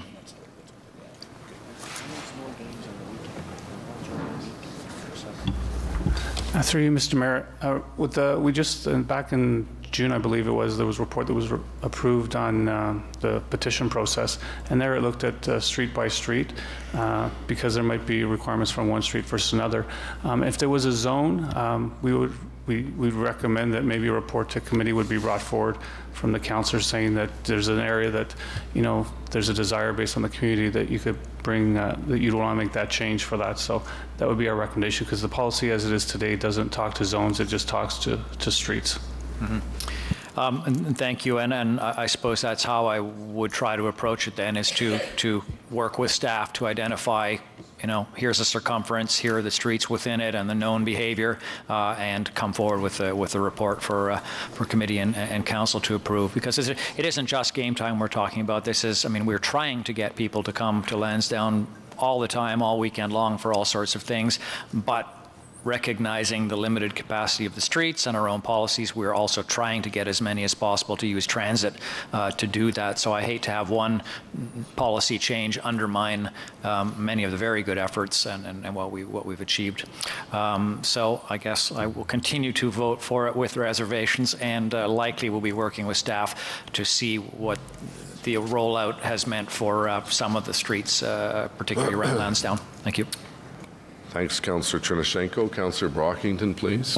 Thank you, Your Worship. I certainly will be supporting this. It's not just a suburban issue. There are plenty of requests in the past and concerns from residents who have very legitimate needs. They're hosting family and friends on weekends, and it's hard to accommodate all cars in one laneway, and 3 hours, according to some residents, is unreasonable. So I do think this is about balancing the needs that exist with a reasonable extension, and it's weekends and I believe stat holidays. So if concerns are raised locally, like Councillor Deans has raised, then locally you can address that, and we do that now. We do that now in our wards, where if residents want parking changes or speed changes, as Mr. Laundrie stated, you can petition it and you can engage your community and have a made in your own ward solution. So If the 6-hour limit poses localized issues in my ward, we'll deal with it locally and come up with a riverward solution for those areas. Just a few questions. First of all, the start date is June 1st, 2018. Why is that so far from now? I believe it's because it needs to go through the province, and the province has to approve it. So there's a process that takes between 6 and 8 months to get that certified. Okay. And just to piggyback on comments that Councillor Hubley made, rather than say we need more officers, my question to the bylaw department would be, you know, once this goes into force or even the lead up, how do you plan to monitor and enforce this? I think the issue at committee was that if an officer's shift is approximately 7 hours, it may be difficult for the same officer to mark tires within the first half an hour of her shift, and then within the last half an hour of her shift, actually issue tickets. So to the GM of Protective Services, I'm just saying that monitoring is important. We need to have an understanding how within the 6 hours, if there are infractions, this will be monitored given an officer's shift. Can you comment on that now? Yes, Mayor. As a result of the change, staff are currently looking, and that was part of the earlier answer, we're looking at the whole model with regards to how we're going to enforce because of shift hours and changes, et cetera. But we're already seeing there are ways, but we're going to have to readjust our model. So both from a resourcing perspective and the way we do our enforcement, there's going to be necessary changes, but we don't think that is a hindrance to the policy you want to put in place. It's just up to us to readapt the model in which we enforce. So before June 1st, would you commit to just informing the Community and Protective Services how you're going to do that? Yes, Mayor, I can do that. Great. My last question is, and this may seem odd, but there's some confusion in the public about what a statutory holiday is. Certainly some of the big ones, there are no dispute, but I'm concerned that there may be confusion on certain holidays which aren't deemed statutory that people may or may not get a ticket on. Are we going to have any type of communique like we do when there's an on-street parking ban for snow removal, where that's well communicated by the city? Tonight you're not allowed to park because we'll be clearing snow. Will there be any type of communication where this coming holiday is deemed statutory and members of the public can park for up to 6 hours? Maybe we haven't got that far yet, but I don't want people to be getting tickets because they thought it was a holiday when in fact it isn't. Mayor, that sounds absolutely reasonable. I'll look into that. Great. Like I said, Mr. Mayor, I will be supporting this. I think this is a good balance. Yeah, just to follow up on Councillor Brockton's point, would it make sense just to simply say recognize holidays? Because I think Family Day is not a stat holiday, but Christmas is. Maybe you can look into that. I know it says it here in the I believe in the report it says statutory, but I think Councillor Barrington brings up a good point. If some people have Family Day off, they think that's a statutory holiday, and I don't want us, getting in that confusion where people are being ticketed. It's like, I often get asked, do we pay for parking on this particular day or not? Do you have any suggestions? Just to address, absolutely, the 12 stats are defined in the bylaw, so it's a communications issue. We'll take that away to make sure that's clearly communicated to the public. Great, thank you. Thanks, Councillor Barrington. Conseiller Manette, s'il vous plaît.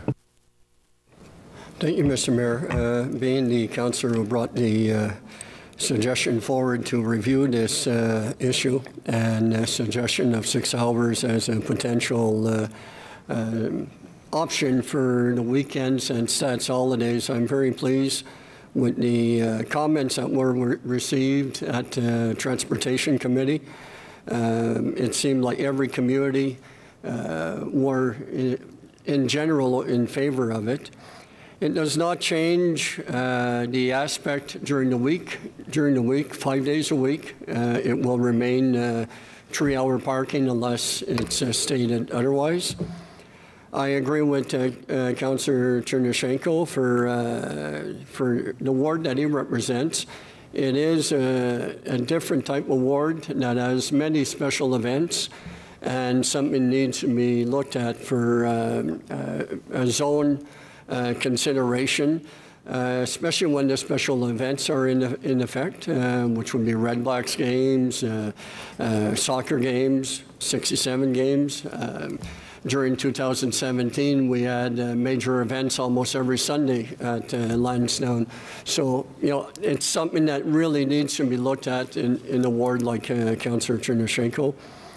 Stats holidays, I also agree that a clear definition needs to be outlined so that no confusion is there on behalf of the general public. But I'll tell you, when it comes to Christmas time, Easter, you know, any major holiday, the residents will appreciate being able to visit their parents or families and not without the fear of having to move their vehicles every 3 hours. Thank you very much, Mr. Mayor. Merci, Conseiller. Anyone else like to speak to the item? So on the report that's before us, carried.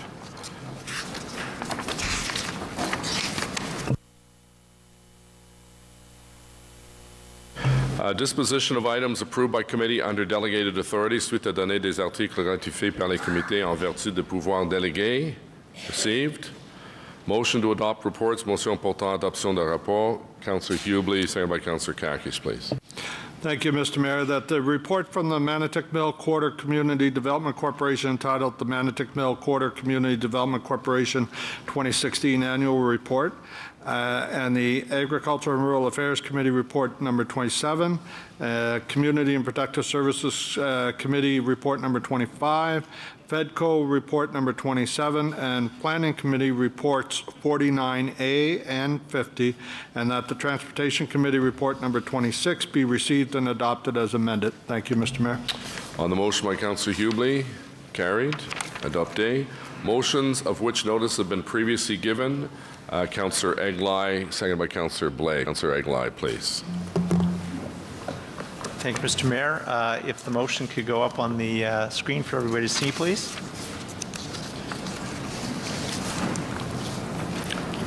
Thank you very much. This is more procedural than anything else. I'll just jump to the be it resolved, if you will. And as we introduced last week, what we Councillor Boyer and I are asking Council to do is delegate authority to yourself, the City Clerk and Solicitor, to finalize and execute payment and transfer agreements with the Province of Ontario for the PTIF Fund and the Clean Water and Wastewater Fund as set out in the motion, and therefore also designating the Manager of Asset Management as the City's authorized representative for all other administrative purposes of the agreement, and such delegation not extend. Established delegation of authority for changes, additions, or deletions to the list of projects previously approved by Council. So it's really, the motion is to facilitate the projects going forward, get all the paperwork signed, sign all off on all the various approvals and agreements. So I ask everybody to support it. Great. On the motion, carried. Adopté. Motions requiring suspension of the rules of procedure. Motion exigeant la suspension des règles de procédure. Motion by Councillor Brockington, seconded by myself. It's time sensitive, obviously, because of the natural disasters in the south. On suspension of the rules, carried. Councillor Brockington, if you'd like to introduce it, please. Thank you, Your Worship, and thank you, members of Council, for allowing this to come on this morning. Certainly, we've all seen media reports and the coverage of the two recent hurricanes that have impacted the Caribbean and parts of the United States. The destruction is beyond words. The motion here today, first of all, extends the sympathies by Council to those affected by both Hurricanes Harvey and Irma. And I think it's wise that we encourage residents and businesses in our city to donate to a charity of their choice that's committed to these types of disasters. I was really struck when I saw particularly the island of Barbuda. That was one of the first islands that was impacted, to see that basically every structure on that island has been damaged, many by repair. Certainly the devastation is widespread. Many nations have been impacted. Many really don't have the means, the financial means or ability to address the immediate needs of their communities. And I think, you know, we have an obligation to be mindful of the needs of others. And if people have the means to contribute to charities like the Red Cross or Oxfam, World Vision, or Food for the Poor, that they consider doing that if they can. Earlier today, Mr. Mayor and members, the FCM released a statement. I'll just read two brief paragraphs. They say FCM stands in solidarity with the people of Haiti, Cuba, and other countries and territories in the Caribbean and the United States, as well as their loved ones in Canada, as they deal with the devastation brought by Hurricane Irma. Over the next weeks, the FCM will continue to monitor the situation and offer our assistance if required. In this emergency phase, the FCM encourages members wishing to help to donate to the Red Cross. So certainly there are communities within Canada who are making public statements to their members, to their residents, to businesses. So I would encourage members of council to support this. If you have newsletters, email that you communicate as well to your communities, please ask them to consider donating to a charity of their choice. Thank you, Mr. Mayor. Thank you very much. Councillor Chernushenko, please. Yes, thank you. Naturally, I'm supportive of this. I do have one quibble isn't quite the word, but perhaps addition. Of course, Harvey and Irma got a great deal of attention, and they're closer to us. But the devastation in Bangladesh and India and Nepal has been equal to, or perhaps even greater, unless we have citizens starting to wonder why we're picking out one over the other. It's my assumption that the organizations that are identified here would similarly have programs to direct donations to other zones as well. So I don't really suggest a change to the motion and start adding in every disaster that's happened in the last couple of months. That could be a very long list, but simply to make the point that that we are aware as a council that similar disasters are happening elsewhere, and giving what you can to help people in need wherever it may be is something that we encourage. Thank you. Okay, thank you. On the motion, carried. Thank you, Councillor Brockington. Our next motion requiring suspension of the rules of procedure is by Councillor Chernushenko, seconded by Councillor Nussbaum. On suspension, carried. Councillor Chernushenko, please. Thank you. Very different from hurricanes. We recently imposed an interim control bylaw to help deal with the kind of housing that's having very negative consequences in some communities. Naturally, this being a blunt instrument, it did catch up some applications, people who were well on their way to with applications that we didn't really want to, that were not the type of development that that we as councillors or as staff have problems with. So I'm bringing a motion that identifies a property in my ward, as well as in collaboration with Councillor Nussbaum, one in his, where we are exempting 2 properties from that. Our staff are in agreement. They have agreed that it was really on a technicality and a matter of timing. These are the kinds of renovations, expansions to homes that are not the target of that bylaw. So therefore be it resolved that Council repeal bylaw number 2017-245 as it relates to the lands known municipally as 220 Sunnyside Avenue and 45 Drouin Avenue.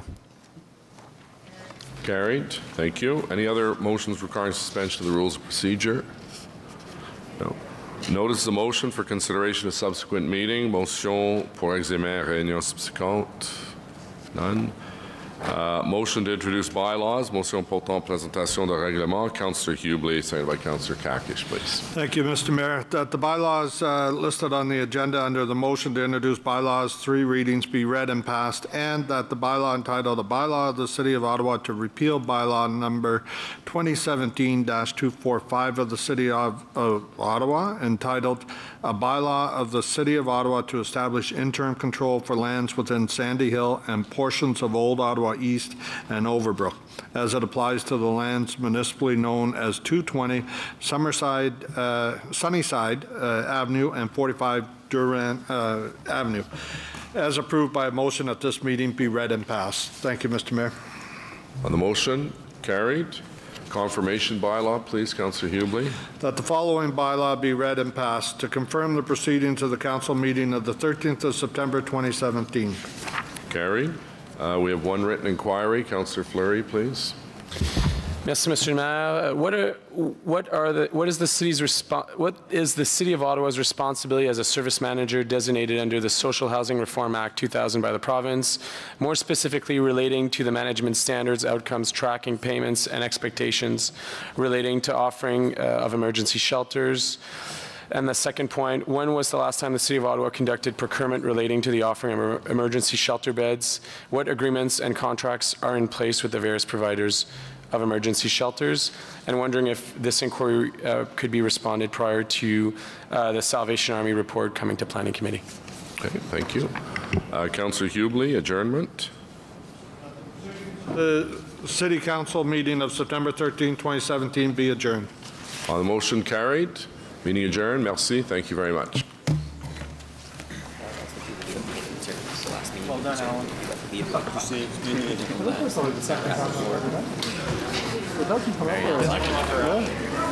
you hear her? She's like may leave it.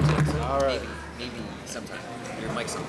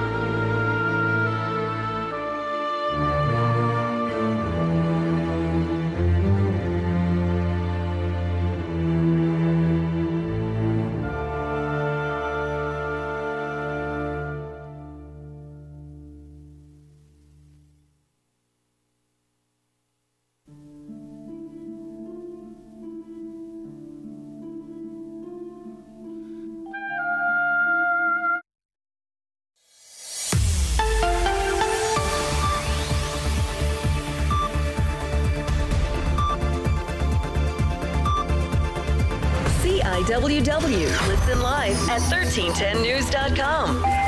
Number one for breaking news, traffic, and weather. This is 1310 News, Ottawa. It's Wednesday, September 13th. Good afternoon. I'm Sarah Buchan. Right now in Ottawa, sunshine at 21 degrees. The 1310 News top story. Ontario's police watchdog has assigned 5 investigators, including a